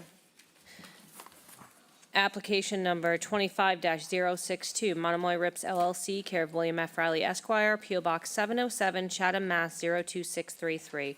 Owner of property located at 47 Little Beach Road, also showed on the Town of Chatham's Assessor's Map, 16A, Block 25, Lot H50. The applicant seeks to enlarge, extend, or change a non-conforming dwelling on a non-conforming lot via the demolition of the existing dwelling and construction of a new dwelling.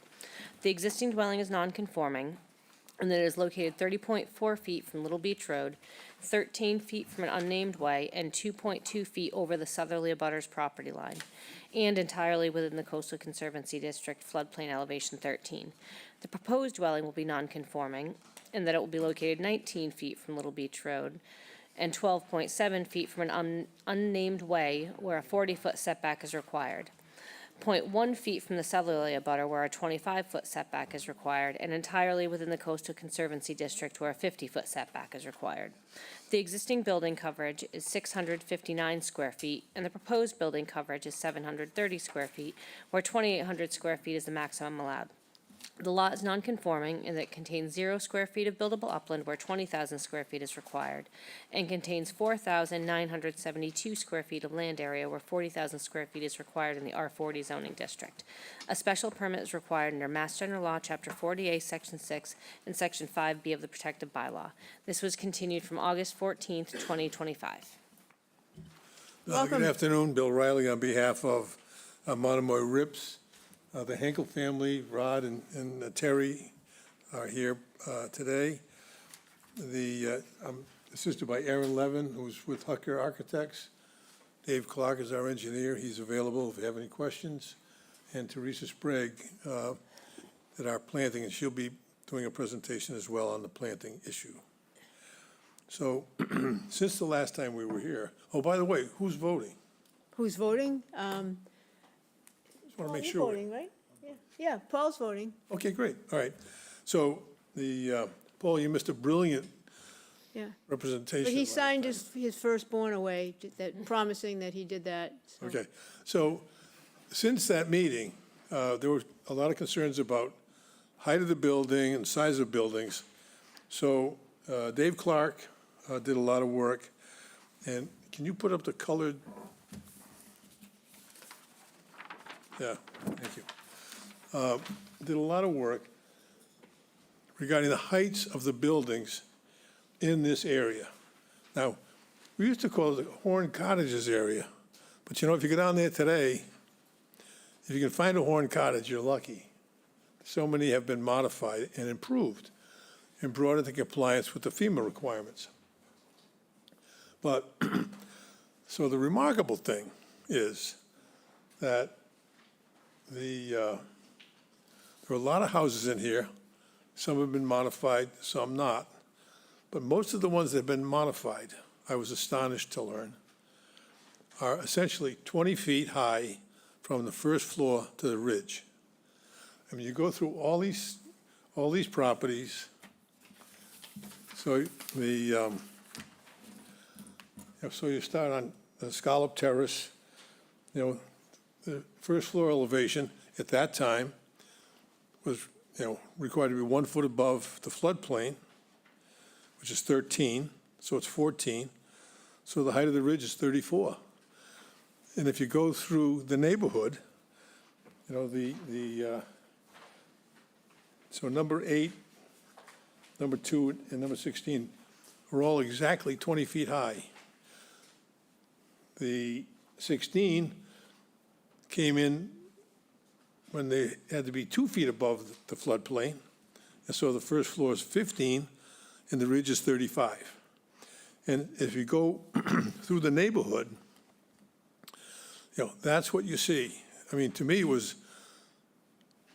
shows the efforts of the zoning board to maintain, to the extent they could, the cottage atmosphere. There is an outlier, of course, 46, which is over 21 feet tall. But hopefully we're going to deal with that as well. The, so,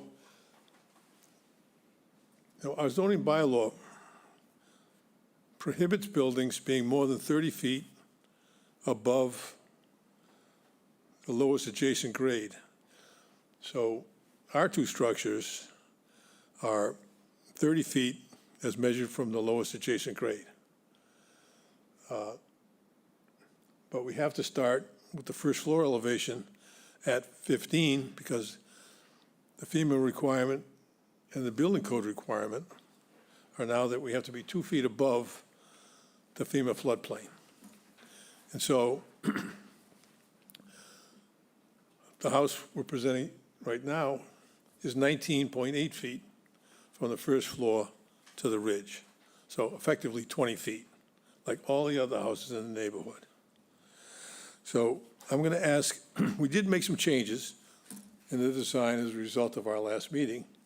I'm going to ask Aaron of Hucker Architects to explain the changes they made and why the building looks a little bit different today. Aaron? Sure.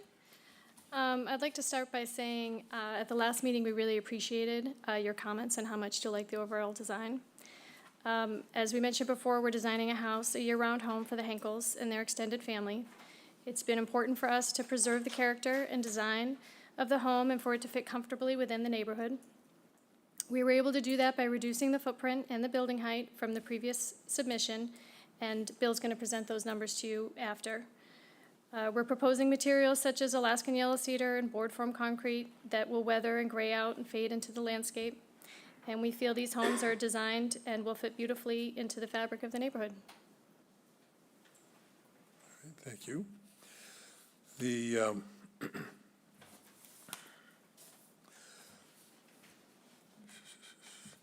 my piece of paper.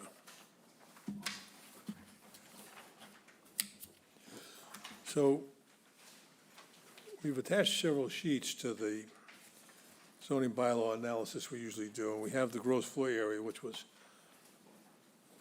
is the first one, and that was essentially attached last time as well. And the and you can see 47 Little Beach is at the top. The current gross floor area is 1,128 square feet, and the proposed gross floor area is 1,267 square feet. Both very modest numbers. And the on the second attached sheet, we have a building coverage, and so the right now the lot size is 4,972 square feet. The existing coverage is 13.25%, and our proposed coverage is 14.02.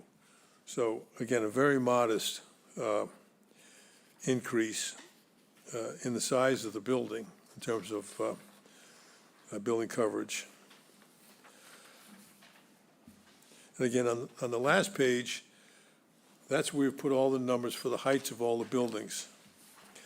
You have the first floor elevations for each of the buildings and their addresses.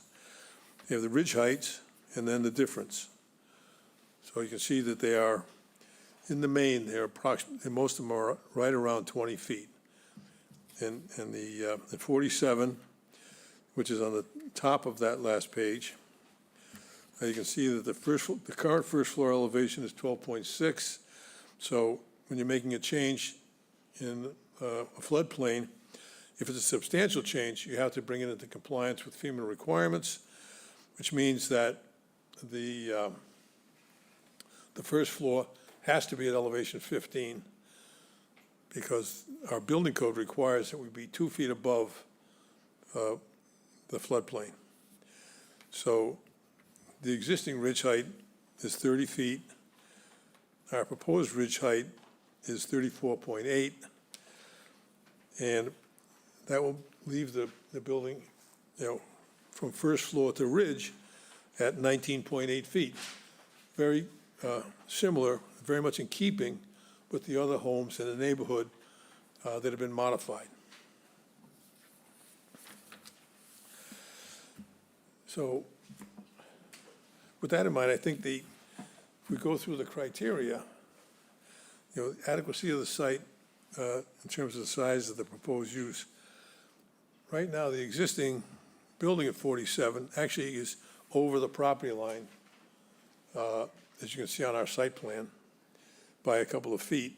And so we're moving, our proposed structure is located entirely within the limits of the lot on which it's located, rather than it being split.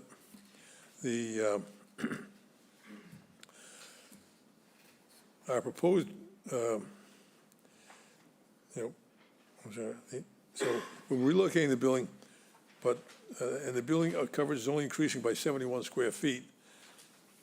Although the proposed coverage is 730 square feet, the actual living space on the first floor is only 660 square feet and 607 square feet on the second floor.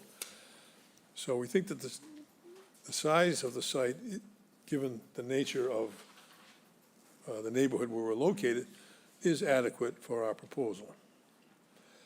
Compatibility of the size of the proposed structure with neighboring properties.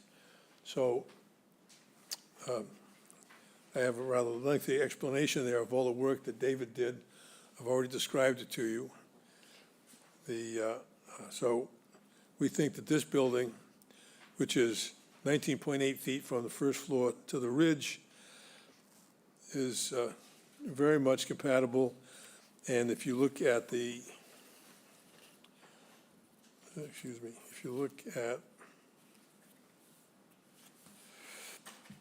the gross floor area, where our proposed gross floor area is 1,267 square feet, we're very much at the lower end of the gross floor areas in the neighborhood, if you look at our first attachment. So I think by height and by gross floor area, we're very much compatible with the existing neighborhood. Certainly not substantially more detrimental to the neighborhood. So extent of the proposed increase in the non-conforming nature of the structure or use. We are reducing one nonconformity by moving the building so it's completely on its own lot, but we are increasing the living area. And under the Bransford's decision, that's an increase, an intensification of the nonconformity, and so that would be an increase in the nonconforming nature. Suitability of the site, including but not limited to the impact on the neighboring properties, on the natural environment, including slopes, vegetation, wetlands, groundwater, water bodies, and stormwater runoff. So this property is subject to the jurisdiction of the Conservation Commission. And what I'd like to do is have Teresa Sprague come up and explain the plantings that are going to go on this lot and how it's very much makes the site suitable and improves the site for the ways they're relating to slopes, vegetation, wetlands, et cetera. Teresa? Certainly. Can I pass that around to share? Yeah, sure. Good afternoon, Teresa Sprague with Blue Flax Design. I'm here on behalf of Rod and Carrie Henkels. So when we were looking at this property, we were really considering the neighboring vegetation, particularly the neighboring vegetation. So I'm passing around a photograph of the vegetation that's located just to the east. If you, there's a 20-foot wide way that runs along the east side of this property. And then there's a footpath that runs through that. This property is located on the west side of that footpath, and that's the existing vegetation on the east side of the footpath. So we really used that as a starting point of our palette for bringing planting in. In working with the property owners, it was very much their goal to ensure that both of these houses, I know we're specifically looking at 47, but both of these structures really are felt that they were seated into the landscape rather than up on a pedestal, of course, with the understanding that we had to increase the elevation of the building because of the floodplain issues. So our goal in restoring this area and replanting this area was to minimize the amount of retaining walls required and certainly minimize the heights of the retaining walls required. They very much did not want to surround this property with retaining walls and make it look like a fortress. They really wanted to use vegetation to help this settle into the landscape. So with that, and as that picture passes around, you can see that there are cedar trees, there's groundsel bush or high tide bush, baccharis, there's little blue stem, there's native grasses. All of that's going to be brought over onto this property here. So we'll be planting 4 eastern red cedar trees on the north side and to the east of this property to help screen the property when you're coming down Little Beach Road, so that you'll be looking at naturalized vegetation, mainly those cedar trees, with those shrub and grass species that are continuing from the east side onto this property and up the slope. As you saw in the drawings shown by Hutker, the retaining walls are remaining very close to the structure so that they're coming up in the stairway, which allows us to plant out the entire slope that will be remaining down between the structure and Little Beach Road. So to the north, to the east, and to the west, this house will be completely surrounded by native vegetation. This is all located within the 50-foot buffer zone and parts of the dune, so that we're really looking to restore that back dune vegetation and native vegetation in this area. The other part of this is taking advantage of the opportunity to do some minor regrading with the septic system, that again, we have the opportunity to very carefully raise some of the grades around the foundation, particularly on the north side, ensuring that within 10 feet of the structure, we're back down to existing grade. But that allows us to bring that grade elevation up just direct around the foundation, so that when we're planting that, we're not looking at exposed foundation on this structure. We're looking at native vegetation, mainly native shrub vegetation with grasses and native perennials mixed in. So I'm happy to answer any questions about the vegetation. Was there anything else? So the retaining wall on the west side of the property, we do have to maintain the retaining wall to the north and to the east side. There's an existing low concrete retaining wall. We do need to maintain that just because we're so tight to the property line on the north and on the east. But the retaining wall to the west side is going to be removed. And then that slope will be allowed to, the elevation will be, or the grade will be allowed to slope very gently and very naturally toward Little Beach Road. And that slope will be held by being entirely vegetated with a mix of native grasses, wildflowers, and shrub vegetation. Great. Thanks. I don't know if anybody has any questions for Teresa. We'll get to that. Okay. Okay. So with the vegetation that the Henkels are planning on, we believe that the site is suitable for the proposed structure. And again, it's certainly not substantially more detrimental. Impact of scale, siting, and mass on neighborhood visual character, including views, vistas, and streetscapes. So one of the things I think is important is we have this house, which is an eyesore for all of us, and generates a concern for board members that it not be repeated. And I think, so that's why Teresa's presentation is so important, because there will be no wall. This house is 36 feet high. Ours tops out at 35. That is from sea level, so it's only 30 feet tall. The building itself is less than 20 feet from first floor to the ridge. And what you're going to see as you approach the property, because of Teresa's grading, is you're going to see eastern red cedars and all the grass she described. And then on the west side, the side closest to 46, is going to slope down to Little Beach Road in the manner that Teresa described. So I believe that the house is modest in size compared to the other homes in the neighborhood. And with the design that the Henkels are having Teresa put around the property, that it brings, it helps bring the scale and the mass of the building down, because we're having plantings around it, and we're having a gently sloping terrain. So we think that,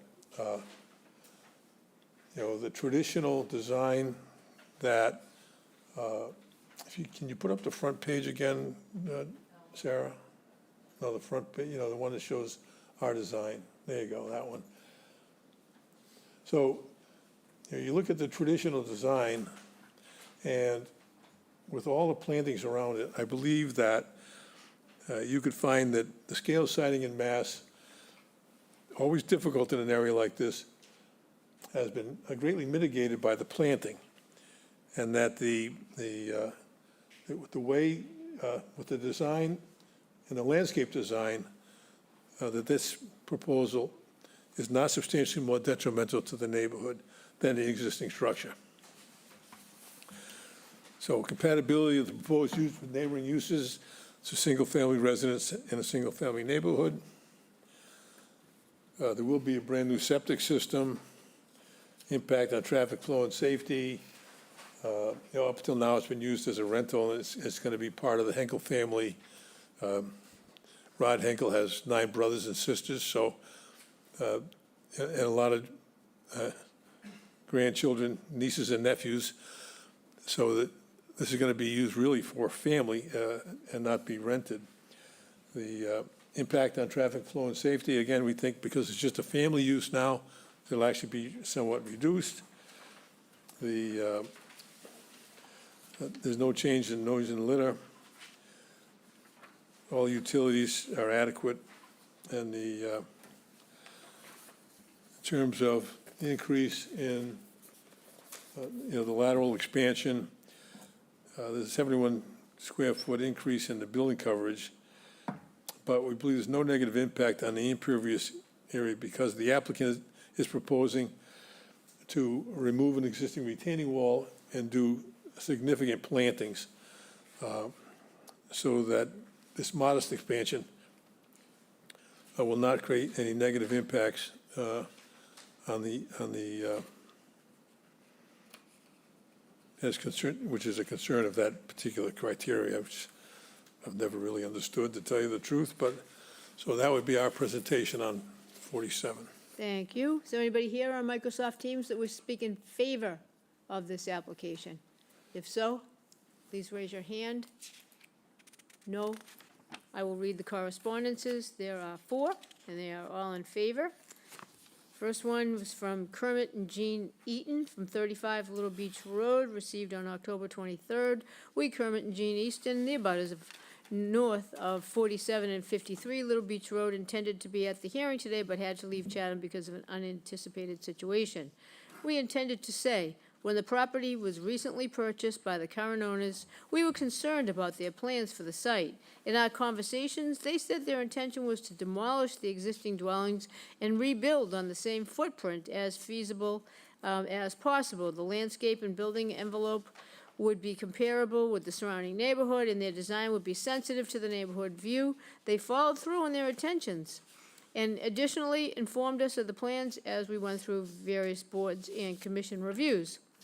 As a past member of the planning board in my home community, I, Kermit, recognize that input from the abutters is just one, it's supposed to be input, I guess, just one component of the rigorous process in improving site plans. And from that position, we strongly support this site for the north properties. Additionally, we feel that the proposed demolition and rebuild will be a significant upgrade to the site. And next is Michael Bidelek and Jill, 165 Morris Island Road. We're the owners of 165. Neighbors near the property at 47 and 53 Little Beach. We are writing in full support of the applications for special permits in connection with the replacement and existing structures at the above referenced addresses. Rod and Kerry Henkels have provided us with submittal plans for the 2 houses. We appreciate their thoughtful attention and have given and they have given to ensuring their reasonable designs remain in keeping with the aesthetic and character of the Little Beach Road community, and we wholeheartedly support both projects. Next, we hear from Brendan Driscoll. My wife Heidi and I currently reside at 157 Morris Island Road. We own properties in the Little Beach neighborhood since 2000 and consider it our primary residence. We have reviewed the revised plans for 47 and 57, which were created by Hutker Architects, and fully support both projects. In our opinion, both homes are well suited to the scale character of the neighborhood. One more. Kimberly and Peter Chipman, 10 and 21 Little Beach Road. We are in total support of the above captioned applications and overall project, and these pertain to both 47 and 51, I think it is, Little Beach. We have resided in this neighborhood for 29 years and feel strongly that the proposed plans will be absolute positive for the Little Beach neighborhood. In addition, as one of the owners on Lot 113, which directly abuts the properties, we have no concerns with said enhancements. And that was received on August 19th, 2025. Okay, that concludes the correspondences. Is there anybody here on Microsoft Teams that wishes to speak against or has a question? Yes, sir, please approach.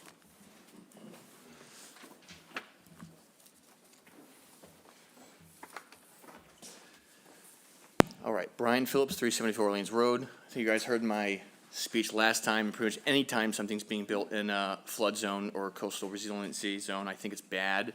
You know, it doesn't allow the flood water to mitigate properly. But I'm gonna try to appeal to you guys. I'm gonna use a metaphor for a second. You know, the 63 Corvette split window coupe, the Plymouth Superbird. Let's go with a 64 Chevelle. Mustang GT 5000 or 500, Camaro SS, Pontiac GTO Judge, Plymouth Harrier Barracuda. So, you know, these cars aren't as fuel efficient or handle as well or, you know, as these, but these classic muscle cars are really cool.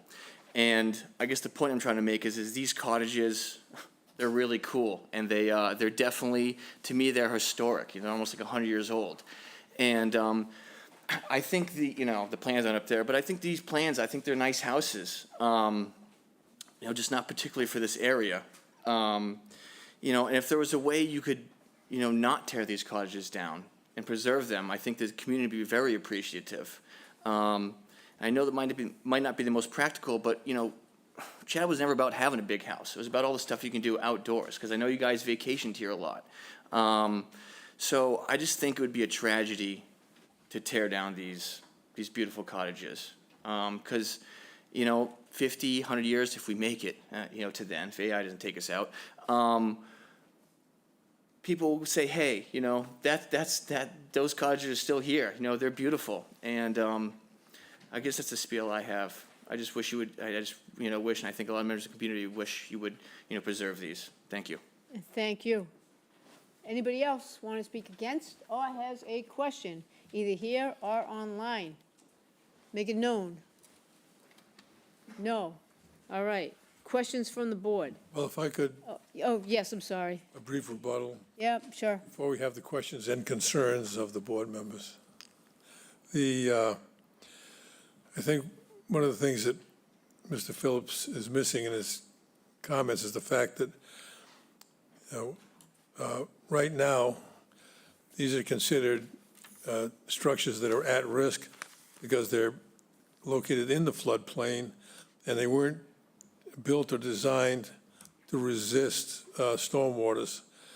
And so that's why FEMA and the building code require them to be elevated. Thank you. Okay, thank you. Questions from the board, Steve? I just want to clarify a couple of things. Looking at the Hutker page A300, it looks like the existing house is at about 34 and a half feet to the ridge. If I could, the numbers were very small, so it was a little difficult to read. The existing ridge is at 30.1. Are you looking at the existing or the proposed?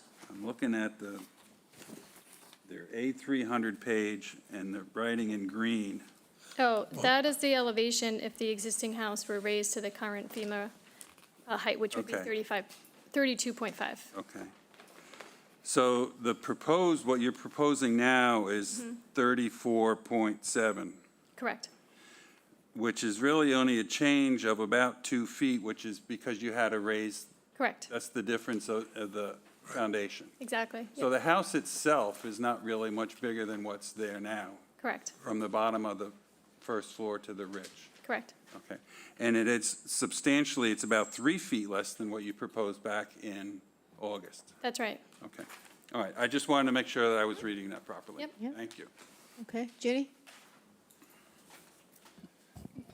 We're talking just 47 here. I don't have any questions about 47. Lee, questions on 47? No, thank you. Paul, questions on 47? One question I had is, Chipman's referred to Lot 113. What is Lot 113? I'm sorry, The Chipman correspondence on this property refers to Lot 113. no, okay, so part of the problem we have here is this is all registered land with the land court. And the Horn family, which has owned the property since the 30s, divided and redivided and redivided. So when you have a land court plan, the first plan is the A plan. And the first lot numbers are 1, 2, 3. And so every time you do a redivision of a land court plan, the number on the lot goes up. So what has happened is, so these lots were the product of many redivisions. And so that's why it's Lot 113. Well, the correspondence seemed to indicate that they were, aside from the addresses that they talked about that they were on, they said they also own Lot 113, which is an abutting property. What is Lot 113? Well, David, can you help us out here? Is it an abutting property? I thought that's what the correspondence said.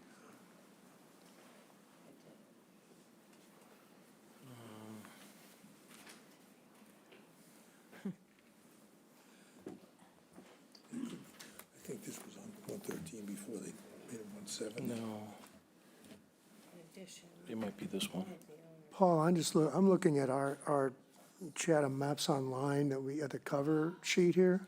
And, it shows the circle and colors in the abutting properties. There are a couple of lots that are kind of swampy area now that are a little beyond this, but they fall within the abutters. They don't have numbers on them. Sarah has an answer. Okay. Okay. The lot on the screen is the one in question, I believe, because that's owned partially by the Chipmans. Oh, so it's not even on, Yeah. it's not even on our site. So that's the one that 27 is partially on? I believe so.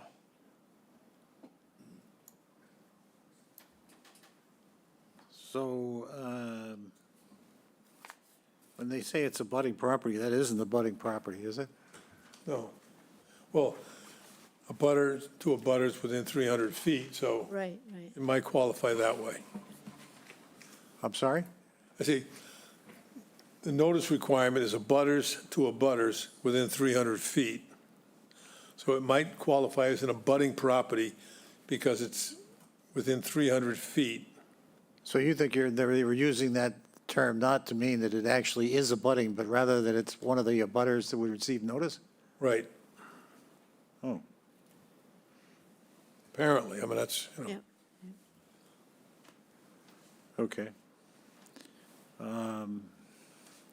And just so that I'm clear, do we have any visual presentation of the landscaping that was just talked about? They talk about a lot of screening to the northeast and so forth. Have we seen anything that shows I that? don't know if we submitted stuff earlier or not.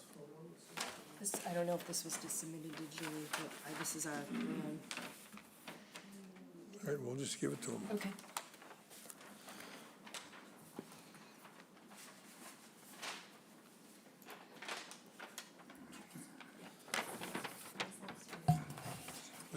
Teresa, was that submitted to the Conservation Commission? This was July 31st. We're going to get knocked. We're going to get knocked. There we go. Yeah. revision date on that was July 31st. Okay. So, yes. There isn't any visual presentation of the perspective looking at it from Little Beach Road. So an elevation, for instance? Pardon me? An elevation? Yes, exactly. There is not, but we can certainly provide one. I mean, one of the things that I thought you were saying is that this is shielded to a large extent from anybody who is looking at it from Little Beach Road. It is. So there's a number of cedar trees on the north side of the property, and then as you're coming down Little Beach Road, there's cedar trees planted around the north side of the property that would screen the property as you're coming down Little Beach Road. That are not there now, that are going to be? That are not there now that are going to be planted, yes. And that was part of the conservation plan. Okay, so there is no visual presentation of that perspective. Oh, but Dave can tell you what the grading is as you approach the building, right? Well, it's on Is that what you asked for? Yep. Is that what you And asked? it's also showing on that planting plan as well. The grading is shown on that planting plan. Yeah, I'm trying to get a feel for the streetscape. One of the issues that you seem to be saying is that one of the reasons why this will work well is because it will be screened from Little Beach Road and people coming down Little Beach Road. People coming down Little Beach Road from the north, correct? As you're driving down from the north, it will be screened on the north side. The west side, as you're heading down towards Little Beach Road, will be naturally sloping, and that slope will be planted out with a number of shrubs, native grasses, et cetera. But there's no visual perspective shown on any of the documents that we've received that would show what you're seeing in that situation. So an elevation or a model, I do not have an elevation or a model of that planting, but we could certainly provide one if that was. Thank you. I don't know whether you want to enter this in the record. Oh, yes, Mr. Briggs? I just want to add a point in here that might help Paul. I'm just a little concerned. I see that they're removing a retaining wall on the westerly side of the property, but that whole site is in a floodplain, and you can't fill or excavate in a floodplain, so I don't know how they're going to remove that retaining wall and have that work, fit in with the bylaw. Go ahead.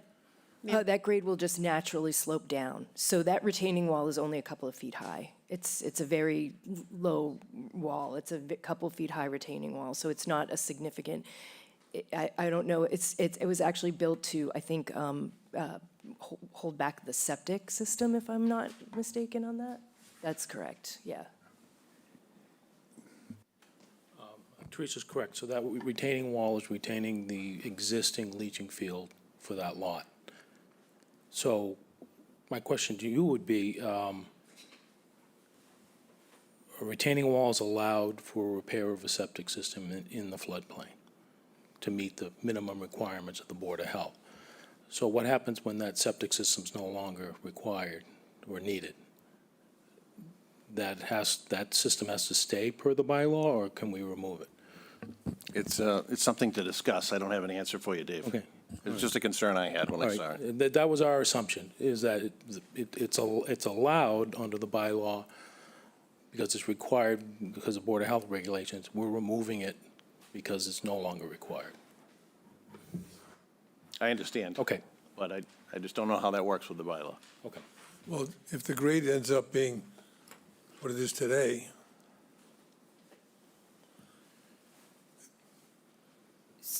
Okay, back to the, oh, go ahead, Jack. I'm just going to say, if the grade doesn't change, then it's not an issue if you get rid of the wall. But, I mean, right, usually if you get rid of a retaining wall, the grade's going to change. we That's would all. never do a thing like that. No, I know you wouldn't, Bill. Well, and just because of the height, it's a very low wall. It's just a couple of feet. Okay, Paul, are you All right. happy with, Well, more questions? Well, there was, Sure. by the way, there was one of the pictures from Hutker that showed the house at 46, and if you look over on the left-hand side of that picture, you can see a portion of the front part of the building. Yeah, see, like that? yeah, I see that, but I'm not, is that attempting to show the perspective of the new landscaping as well? Well, that is the new landscaping. Well, the intent of that is to show the architecture, not the landscape. I'm sorry? Well, if it's important, you know, we can get you one, but it would require a continuance. Well, we'll see how it goes. Okay. See. Do you want to put this in the record, given that it's been submitted? Any more questions, Paul? No, not at this No? time. Okay, Mr. Nixon, any questions? Nope. Mr. Acton, questions? Just one question, I think for Dave, probably. Thank you for the plan that shows, you know, the FEMA regulations. And I just had a question. The FEMA regulation of 15 feet, when was that adopted? It became effective June Well, 30. well, in the first place, that's not the FEMA regulation, that's the that's the building code. That's the building code when the new adoption of the 10th edition of the building code, October 1st. Okay, so that was the year of that. I'm just trying to get a feel for where the neighborhood is going. So it was adapted it was 14, it was adopted to 15. Do we know? Yeah, the difference is the freeboard Yeah. above the base flood elevation, so that Massachusetts adopted an additional foot of freeboard. That's what we- brings us to the 15 feet. Do we anticipate any other changes? We anticipate that potentially if the firm maps get redone, that the elevation's going to go up on the base flood elevation, which again, now your freeboard's going to go up as well. So maybe another, well, we don't know, I guess. We don't know. The last time the flood maps changed was in 2014. Okay. And the time before that was 98. Was- The time before that was 1998. Okay. I'm just trying to get a feel for the neighborhood, because you can see there's not yet adapted properties where they're going to potentially end up at. That's all. Thank you. And questions, Mr. Veach? I know, I don't think I have any questions on 47. Okay, all right, so I don't have any questions on that one either. So, Paul? I'll move to close the hearing and move into deliberations. Dave each seconds and votes yes. I vote yes. All vote yes? Ginny votes yes. As do I. Okay, now we're going to do deliberations. Lee? 47 only. Okay, 47. I like the fact, well, I like the design still. I was definitely in favor of the design all along. I like the fact that it really hasn't increased too much, building coverage. I like the idea of the landscaping. I think that will help. Right now, the whole property is pretty bare, and I think that, you know, the houses will stand out, and until there's some effective landscaping. I guess the height of the cedars, that was a question I should have asked, Well, I can tell you they're 5 or 6 feet when planted. when planted. I think that will help. I'm not concerned about the height. So if I were voting, I would vote in favor. Okay, Steve? Well, there's a couple aspects that I like about this. It seems like you're moving the house quite a bit closer to Little Beach Road, which in turn moves it away from the coastal bank. Right. So that's a good idea.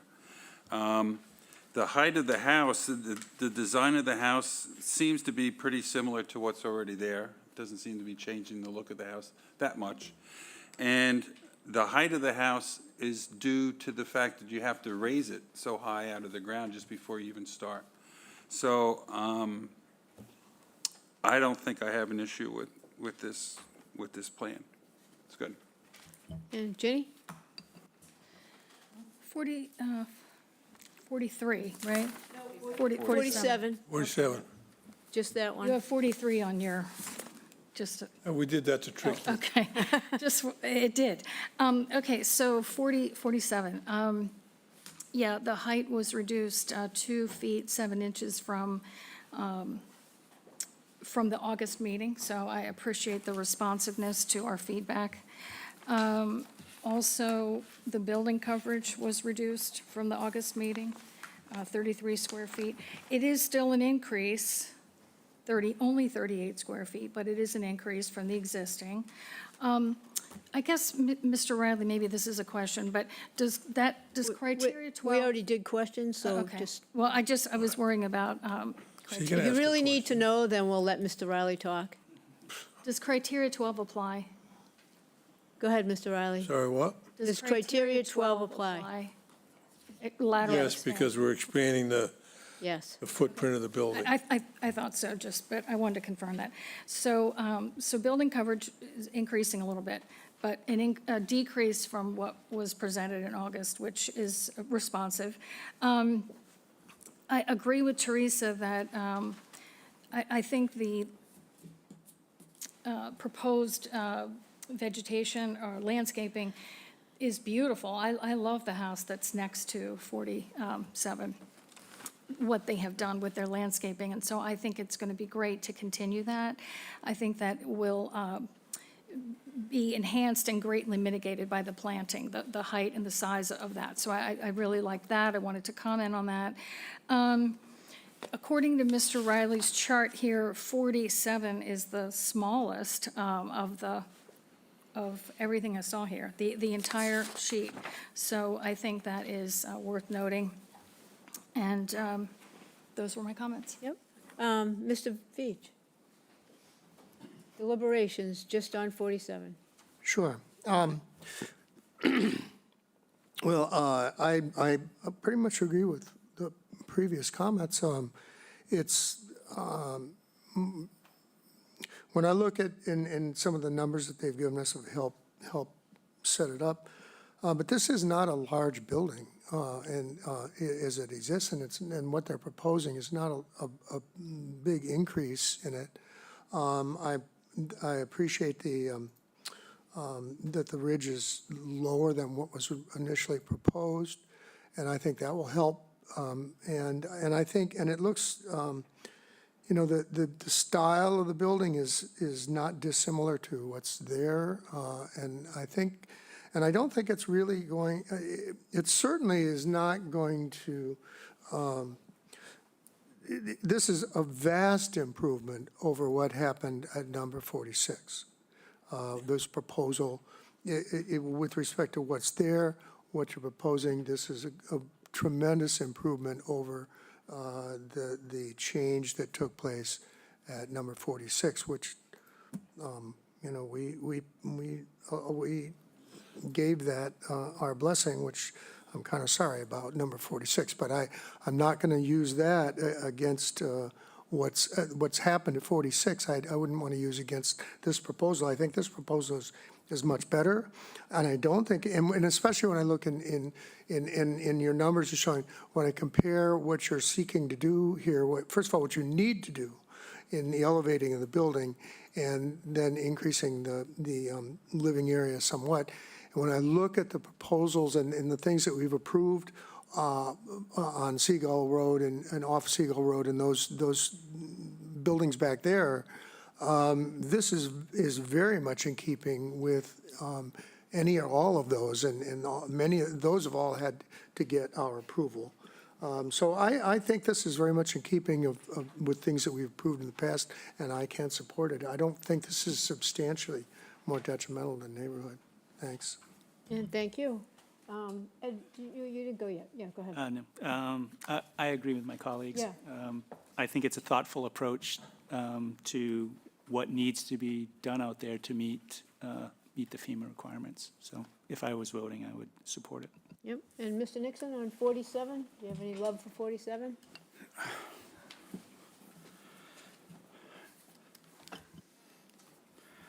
Well, I know, Mr. Riley, you're going to be shocked, but I'll probably vote for this. The coverage is up 38 square feet. You brought the height down 2.5 feet. I still don't think it's great, but is it substantially more detrimental to the neighborhood? No, it is not. Yep. And Paul? Well, I think the applicant has been responsive to the concerns expressed by the board at the prior meeting and in dealing with this property overall. I mean, we've been going around and around on 47, 53, and the Major Dumo over a number of years here. 4 times. And it's been an education for the board, and I think it's been an education for the public in general. But I think that as this proposal has come down, it's gotten to the point where it is, again, I agree, not substantially more detrimental to the neighborhood. So I would support it. Yeah, and I agree with my colleagues. I think it meets a lot of the criteria. It doesn't meet number one, it can't, because it's not an adequate size for this building. It's just by definition, it's not. However, it is compatible when you look at all the other structures, absolutely. And even when you go even further down in the neighborhood. And the extent of the proposed increase in nonconforming nature is minimal. So I agree with everything that my colleagues have said, so I won't hold us up on this one any further. And Paul? I'll move to approve the application as submitted with our standard conditions, which would be that all construction activity and vehicles would be contained on site or at a neighboring property with the permission of the property owner. That between June 15th and September 15th, no exterior construction will be allowed. No work shall be permitted on the weekends, and construction activity between 8 a.m. and 5 p.m. only. Dave Veach seconds and votes in favor. Mr. Nixon? I vote yes. All Paul? votes yes? Ginny? Ginny As votes do I. yes. As do I. It's unanimous. Thank Thank you you. very much. Give us a moment to switch gears. We'll give you a moment.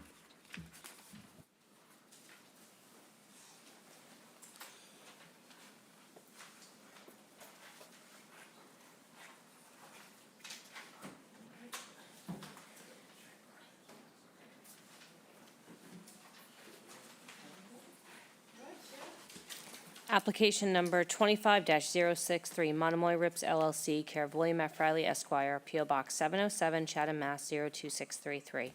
Owner of property located at 53 Little Beach Road, also shown on the Town of Chatham's Assessor's Map 16A, Block 26, Lot H52. The applicant seeks to enlarge, extend, or change a nonconforming dwelling on a nonconforming lot via the demolition of the existing dwelling and the construction of a new dwelling. The existing dwelling is nonconforming in that it is located 32.1 feet from Little Beach Road and entirely within the Coastal Conservancy District, floodplain elevation 13. The proposed dwelling will be nonconforming in that it will be located 15.2 feet from Little Beach Road where a 40-foot setback is required, and entirely within the Coastal Conservancy District where a 50-foot setback is required. Also proposed is the installation of 2 new driveways. The existing building coverage is 1,419 square feet, and the proposed building coverage is 2,773 square feet, where 2,800 square feet is the maximum allowed. The lot is nonconforming in that it contains 0 square feet of buildable upland where 20,000 square feet is required, and contains 32,600 square feet of land area where 40,000 square feet is required in the R40 zoning district. A special permit is required under Mass General Law, Chapter 40A, Section 6 and 9, and Sections 5B and 8D 2B of the Protective Bylaw. This was continued from August 14th, 2025. Okay, well, welcome back. Thank you very much. Riley? Bill Riley on behalf of the Henkel family Yes, so I'm not. and the, so, this is the 4th time for this property as well as the previous property. And I think the one of the things I wanted to point out, because this building is larger than the other buildings. The first thing is that we have reduced the building coverage by 473 feet from our previous application. And I wanted to point out that on my attachment for building coverage, the lot on which 53 sits is 32,000 square feet. So the current building coverage is 4.25%. And the proposed building coverage is 7.06%. So, it's a larger footprint, almost 500 square feet smaller than the previous application. But I just want to point out, we believe it fits on the lot itself because the lot is so much larger. I mean, if you look at the lot areas on that page, none of them are above 6,000 square feet, and we're 32,600. So just in terms of how it fits on the lot, I think is something for you to consider. So on the adequacy, excuse me, I wasn't paying attention. So Aaron's going to talk about the little changes that they've made on that building as well. I apologize, Aaron. That's okay. Similar comments as before, as far as same roof forms, materials, as the other cottage. The, intent is to have them look as one. But yeah, we reduced the footprint, we reduced the ridge height by adjusting the width of the gables, we lowered ceiling heights, we adjusted pitches to bring the scale down. All right, thank you. So in terms of our criteria, adequacy of the size of the site in terms of the size of the proposed use. So as the chair mentioned earlier, 47, there's no way you could say it was adequate. This lot is 32,000 square feet, and the proposed building coverage is 2,300 square feet, which is, as I say, 473 square foot reduction from the previous application. So we believe that this lot is adequate for the size of the site in terms of the proposed use. The compatibility of the size of the proposed structure with neighboring properties. So again, we have a sheet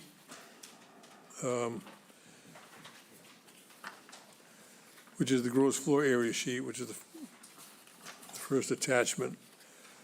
And so our gross floor area is proposed is 3,652 square feet, which is the largest in the neighborhood.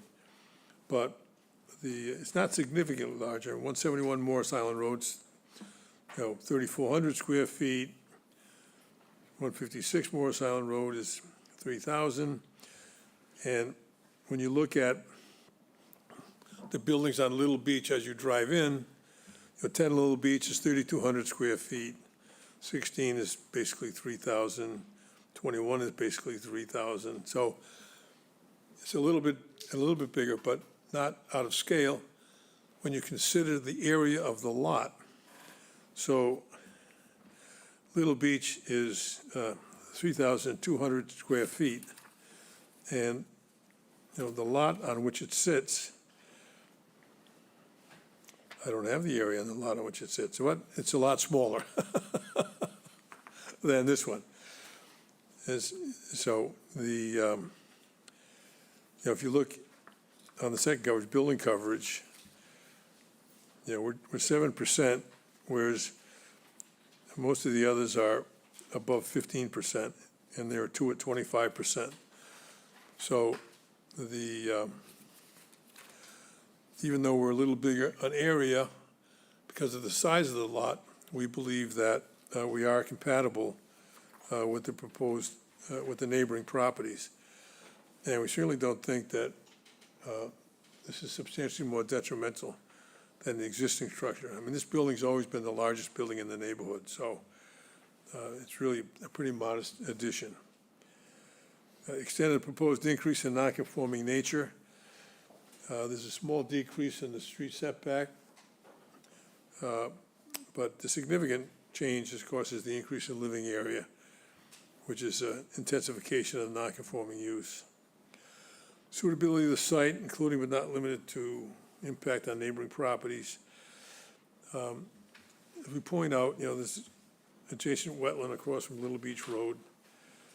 But again, I'm going to ask Sarah, I'm going to ask Teresa to come up and explain the planting plan here, because we believe that because of the planting plan, that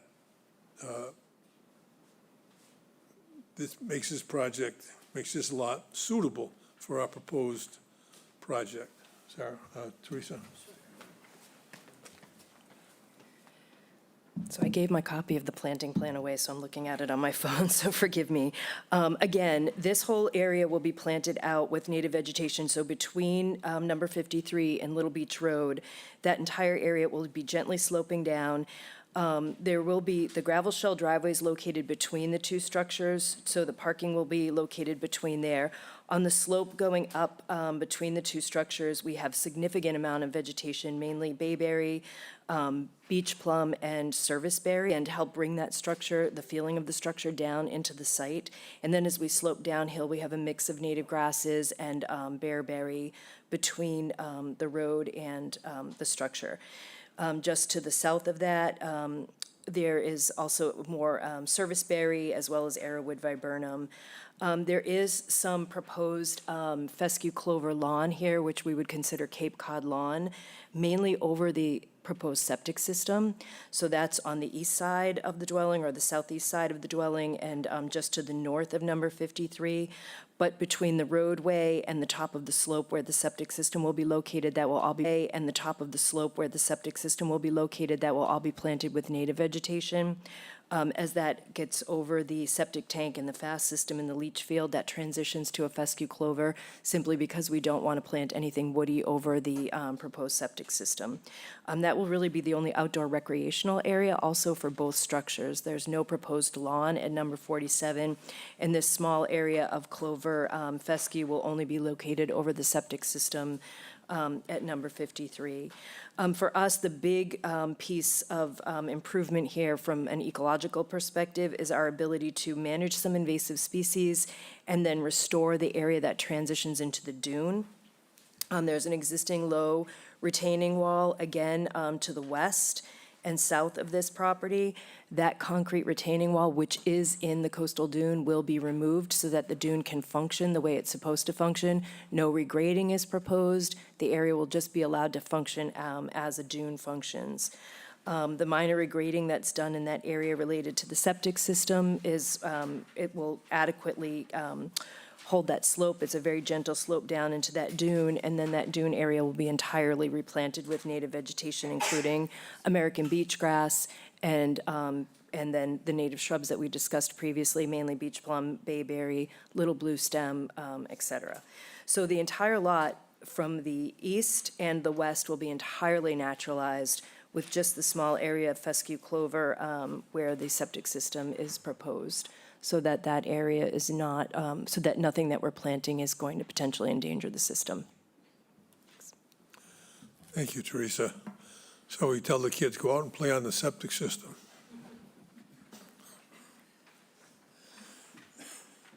In any event, so we believe that the site is suitable.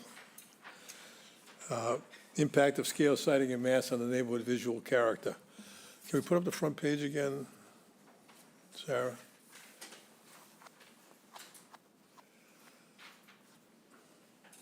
So I think this is my personal feeling, which is not important, but I think it's a very handsome design. And, because of the size of the lot, you don't have that sense of tall vertical walls that you get like on Scallop Terrace or Clamshell, where you have tiny little lots with all the buildings. So it's far enough away, it's by itself. And I think that, once the plantings are matured, that it's just going to look like, a very reasonably sized house on a larger lot. I mean, I was down there today and beautiful day. And if you stand on this property and look around, I mean, all you see is two-story houses. The older cottages are all hidden by vegetation and by the newer homes that are elevated. So I believe that, that this design, because we have a little more room, is actually a more handsome design than a lot of designs on those narrow streets where the lots are only 4,000 square feet or 5,000 square feet. And so, because of the size of the lot, I think the scale siting in mass is really important because we're able to move things further away and we have more area to spread out over. So I think that with the attractive design and the proposed planting plans and grading, that the fact that we've reduced the height of the structure, so it's now 20.6 feet from the first floor to the ridge. The previous ridge, as you might recall, was 37 feet above sea level. And now we're 35.6 feet above sea level. So, and we have reduced the proposed coverage by 473 feet. So I think that the Hinkles have listened to the concerns and addressed them seriatim. So we believe that on the scale siting in mass, it's not substantially more detrimental to the neighborhood. Compatibility of proposed use against a single-family home in a single-family neighborhood. We do have a new septic system, so I think the method of sewage disposal is adequate. No change on traffic flow and safety, no change on impact and litter. Utilities and public services are adequate, and visual impact of formula is not applicable. Here we have a lateral expansion of approximately 1,300 square feet, most of it in an existing lawn area. And the applicant will be removing an existing retaining wall, assuming we work it out with Jay, and that will increase the pervious area of the lot, and the proposed dwelling is less than 10% of the lot area. So in terms of its impact, with the proposed planting plan, we believe that the lot will actually be better able to absorb rainwater or stormwater, which is the concern, I believe, of this section of the bylaw. So we think that there's no aspect of this proposal that is substantially more detrimental to the neighborhood. Thank you. Thank you. Is there anybody here on Microsoft Teams who wishes to speak in favor of this application? Seeing none, I'm just going to reiterate that there were 4 letters that I read before, all in favor, and they were all people that lived in the area. And then we have one other letter from the Planning Board received on August 27, 2025. The Planning Board, at their August 25th meeting, reviewed the Zoning Board's request for comment on 53 Little Beach Road, and, let's see, pursuant to the bylaw, and maintenance of a driveway or roadway in the Conservancy District. After review, the Planning Board voted 7-0-0 to request that the Planning Board receive the revised projects once they become available, noting that a recommendation will be made once the new layout has been reviewed. If you have any questions, contact Christine O'Grady, and that was from Art Sprue, their chair. The only thing I can say is that the driveway hasn't changed. Okay, very good. Is there anybody here on Microsoft Teams that has a question or wishes to speak against? Please go ahead, sir.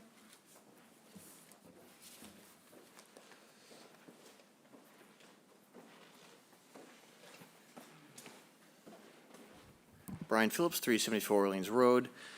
I mean, you're doubling the size of the lot coverage in a unbuildable area, flood zone.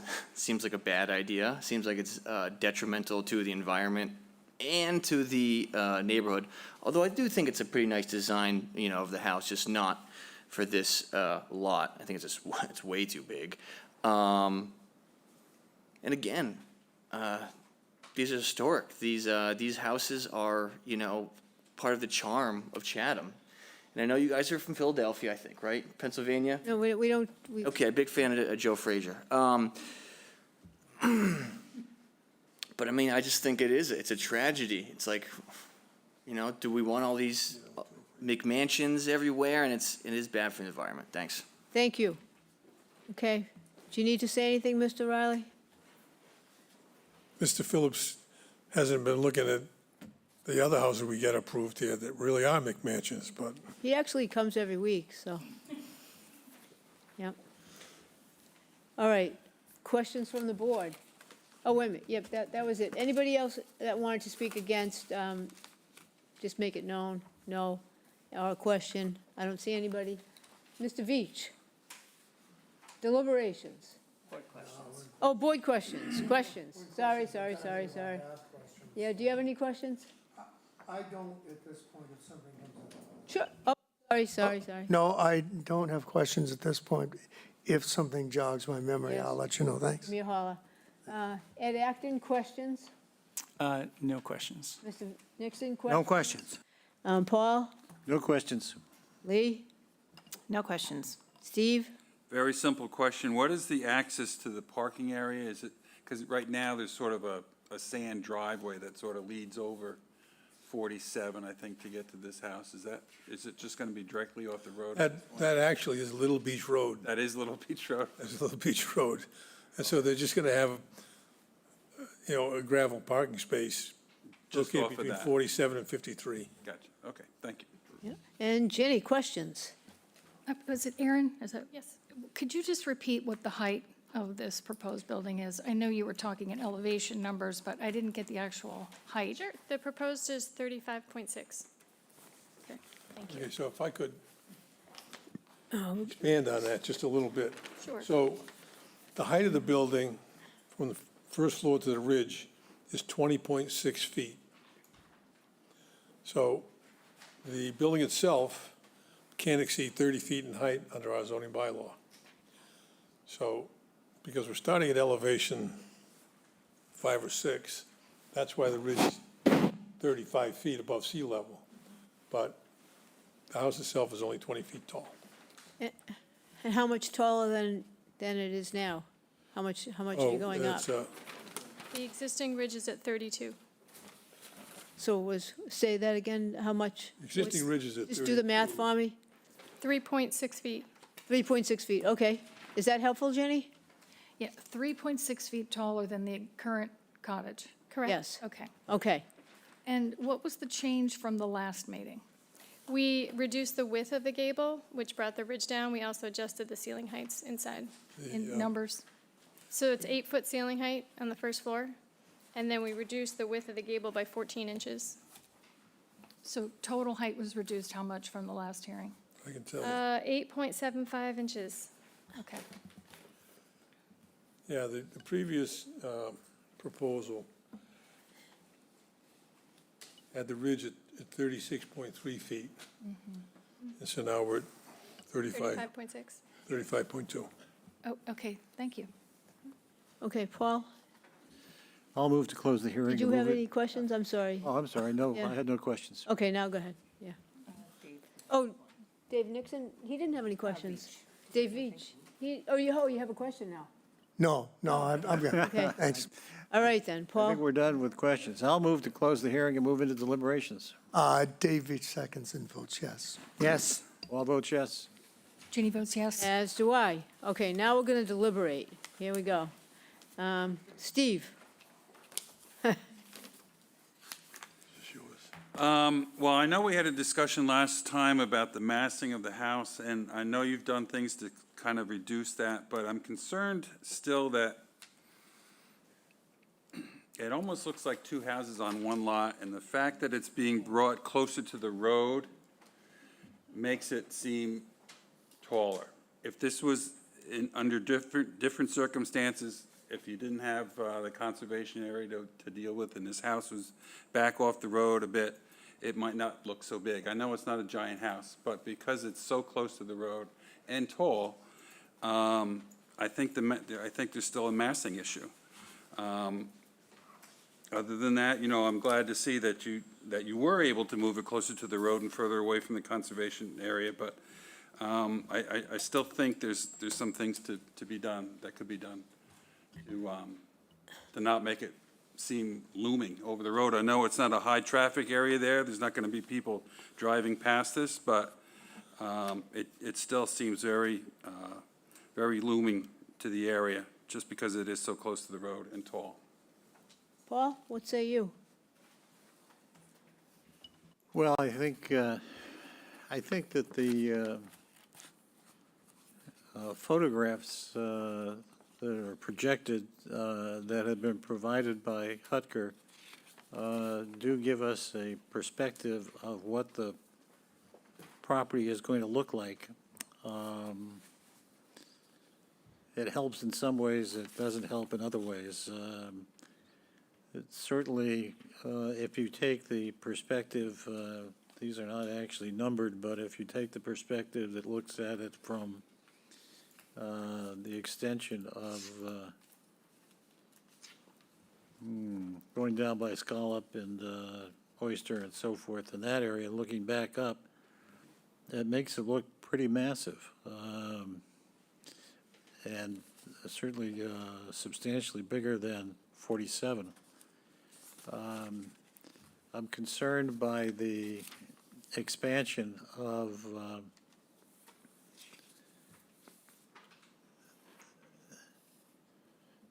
gross floor area by basically doubling the gross floor area. And I find that it's, in that sense, perhaps not compatible with the size of the proposed structures of other neighboring properties. And I think that the category of impact of scale and siting on mass and visual character is such that it pauses me from voting to approve. Okay, Paul, thank you. Mr. Beach? Well,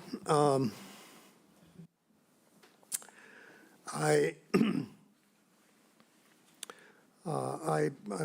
basically agree with Paul on this. I think that it's, when I look at the height and the height, the ridge over what's existing, I think that's not a significant, a big change. The style of the architecture is modest and I think fits in the neighborhood. I think where I'm having a problem is that essentially almost doubling the footprint of the building, and I think that shows in the drawings that we've seen. And I understand Mr. Riley's presenting that, well, the lot is considerably larger here. But I don't think we can ignore that there's no buildable upland on any of these lots. So comparing it to the lot size is not, I think, helpful for us. So I've been sitting here looking, I pulled up some Google images from the neighborhood, and actually some of them, unfortunately, from 5 years ago before 46 had changed. And when I focus on these two buildings at 47 and 53, I think that the style of what's proposed is a good response to those buildings and for getting a second floor on them that's usable. But I guess I'm finding that it's the proposed expansion of this building is too much for the neighborhood, and I think that shows with respect to what's there now. I think I can, and I would be amenable to an increase of somewhat, but to essentially almost double the floor area of the first floor, and thus I'm afraid that's one that could, were we to approve that, I think it could come back to haunt us. So I could see a request that wasn't a doubling, which is very close to, I mean, we're 1,419 foot building coverage currently, and the proposal is 2,773, or 2,800 is, so almost double. And I think that that's what shows, and I think that's where I'm sorry to say I have a problem, because I think these folks have done a good job, and I think the architecture is good. I just think that maybe they're asking a little too much on this lot. Madam Chair, Yes, sir. the proposed coverage is going to 2,300, not 27. 27 was the previous. Okay, all right. It was So we're now 2,300. down to, what is it, 2,300? 2,300 square feet. It's on the, I don't know if you have the site plan. Can you- Yep, okay, I see, well, all right, I You put have the the site site plan plan up, in front of Sarah? me, okay, yeah. Yeah. Well, so that helps me to a certain degree, but again, visually,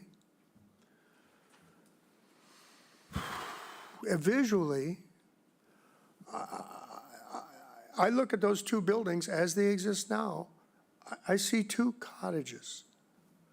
And I really don't have a problem with expanding a cottage by adding second floor living space to it. And I also, and I understand the improvements are made by meeting the FEMA requirements for foundations, et cetera, et cetera. But visually, this is, it's a mass and another mass next to it that maybe now is not actually doubling it, but we're going, what, 1.5 times or something? I don't know, but it doesn't, it looks like a leap. It's not a leap for what we approved for 47. This looks like a leap that might be just too much. We're going to wait for you to come back, Mr. Riley, because we'll save our breath. Maybe. Do you want us to keep going and vote? No, I want to keep going because we learn Yeah, as we listen. okay, sure. Let us know if you want us to vote, though, of course. Ed?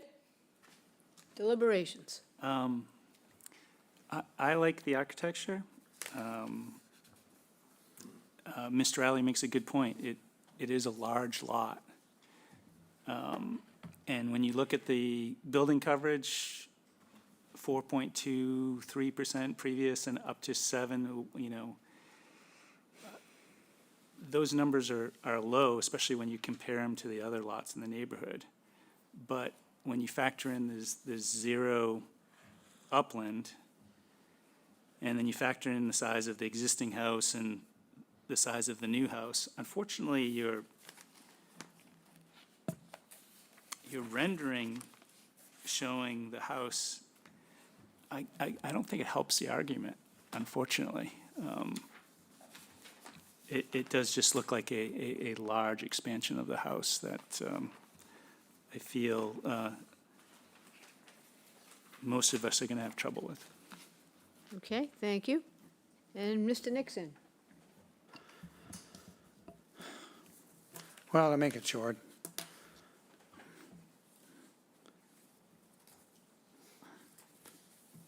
the existing floor plan's up 1,734 square feet over what exists today. The height is still up around 36 feet, and I won't get into that any more than to simply state that. It's interesting, we were able to cut down the other house about 2.5 feet, but that didn't work here. It's the largest house, it would be the largest house in the entire neighborhood. And it's also in absolutely one of the most prominent spots. If you go back to Scallop, Oyster, Lobster, the condominium, the old motel, and you look, you say, wow. I mean, that, you see that spot every place. It's not like it's hidden. And I think Paul brought up the lateral expansion, 1,300. That's just too much. Yep. This is not something I could vote for. And I'll just point out that number one of our criteria, adequacy of the size of the site in terms of the proposed use, it is a significant increase in building coverage, as you even say in your findings. And I don't see any buts around it. Compatibility of the size of the proposed structure with neighboring properties, it's large, it's much larger than other homes in that area, especially the one right next to it. And the extent of the proposed increase in non-conforming nature, that is substantial, and it's mass. It's all about mass, that's what we said last time. It still looks like two houses right next to each, like hooked together in a sense. But I'm not talking about the style of it, I'm just talking about the mass. Number four, I would say maybe you meet that one, because I'm sure that mitigation might equal it out. So in terms of the slopes, vegetation, we'll give you that one. 5, impact of scale, siting, and mass on neighborhood visual character, views, vistas. It's not a cottage, as you say in your findings at all, and it doesn't have a great streetscape in that spot. You get 6, 7, 8, 9, 10, because they're really not applicable. You can have 11, because it's not a formula business, but number 12 is a big one. That is a substantial lateral expansion. I understand, and I think I've learned from you, Mr. Riley, that the bylaw expects an amount of lateral expansion with these, and I accept that. But I think this is too much, so I would not support it. All right, if I could have a minute. Sure. I don't think you've heard from Lee. We're not done yet. That was my fault, 100%. We have more people to deliberate. Yeah. We'll listen. Sure, okay, let's go. Please, Well, sorry.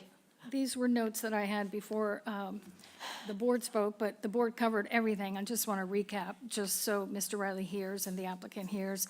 On the positive side, landscape plan, I think is great, and the design architecture, I agree, I like it. The lot at 32,600 is larger, but the buildable upland is 0. Number 2, building coverage from 4.23 to 7.06 is nearly doubling. We've talked about that, which impacts criteria 12. That's very important. Mr. Riley said at the first hearing that lateral expansion does apply here. Number 3, massing. You can see through these images, this one in particular. And then I think Steve said it looks like a doubling of two houses. That's kind of what I think this one shows, sort of the house doubling. So that's massing. I agree with Steve and Paul and the other ZBA board members' feedback. And then I think the last one is, it is the largest gross floor area on your sheet that you've shared with us out of 26 properties that you noted. So for all of those reasons, I could not support it either. We're just trying to go through the criteria. And Lee? Yep. Please. For me, it's the criteria, number 12. It's the lateral expansion. It's just too much. I mean, I know there's a house there now, but to expand even further, I have a problem with it. Did I leave anybody out of deliberations at this juncture? No. Very good. So, Mr. Riley, what would We'd you like to continue to a date when Dave's not here. That's never, no. I know. We request a continuance for a Sure. month. Yeah. Discussion? Oh, well, we need a discussion on that. Sorry, Just for a what? moment. There needs to be a discussion as to that, whether or not the continuance. Madam Chair? Yes, Mr. Yeah, I suggest that we not continue this again. We've had it twice now, and we're really all the way back to where we started. I truly believe this should be withdrawn, and after Mr. Riley and his clients come to grips with what they think they want to do going down, then they can apply again. But I think a continuance in this case is inappropriate. Does anybody else want to speak on the issue of continuance? I'd like to be heard. I'm talking with the board right now first. Anybody? Yes, please, go ahead. I'm not sure. I mean, I think we've all been fairly clear about what our problems, and, you know, they have a creative team in place, and I'm not sure. I mean, I think I could go either way, but I think that a continuance, they could come with a response that would have something that I could look more favorably on. You can vote yes then when we, if we I could, vote. yeah, Yes, for yes. continue, yeah. Okay. Yes, Mr. Riley? Well, only that I understand Mr. Nixon's concern, but all it does is impose an additional burden on the administrative staff because we come back and refile again. If we just continue 2 months or even 3 months, we come back with a new design, Okay. and we're working, as you can tell, they've paid attention, and I believe that third time is the charm. I think this is the third time, but No, anyway. This is hold on. overall, this is the fourth time, but There you go. There I'm you go. talking about So the let's talk- Henkels. Yeah, let's talk about dates. Okay. And then we'll vote. So your options for dates would be at the earliest, December 18th. You want to go further out than that? Oh, yeah. How about, We need how at least 2 about months, Yeah, 2 months, at least. January or to February. get the plans in order? Okay, Yeah. how, you can have January 22nd, February 12th, February 26th. What do you feel like? January 22nd. January 22nd? Great, thank you very much. Okay, we didn't do it yet. I know. I'm thanking Sarah for her help. Yes, of course. Paul? Move in the Do I affirmative. hear a motion to continue to January? We have to do the 20 motion. We have to do the motion. Oh, you're requesting January Are you 22nd? Yes, we'd requesting request January 22nd. to January 22, 2026? Yes, please. I'll move to grant the requested continuance to January 22, 2026. Dave Veach seconds and votes yes. Mr. Nixon? No. Paul? Paul votes yes. Ginny? Ginny votes yes. And as do I. Okay, we'll see you next year. Thank you very much. Appreciate right. all your thoughts, even yours. So, let's, what? One more motion. I'll move to adjourn. Dave Veach seconds and votes yes. Mr. Nixon? I vote no, we should sit here and talk some more. No, I don't mean that. Do we all vote on adjournment? Yes, so go ahead, Ed. Ed votes yes. Yeah, Mr. Nixon, you voting yes? Yeah, Paul? All votes yes. I vote yes. Steve votes yes. Ginny votes yes. As do I. And what time is it? 4:56 PM. All right, another 3-hour movie. Good night, Chatham.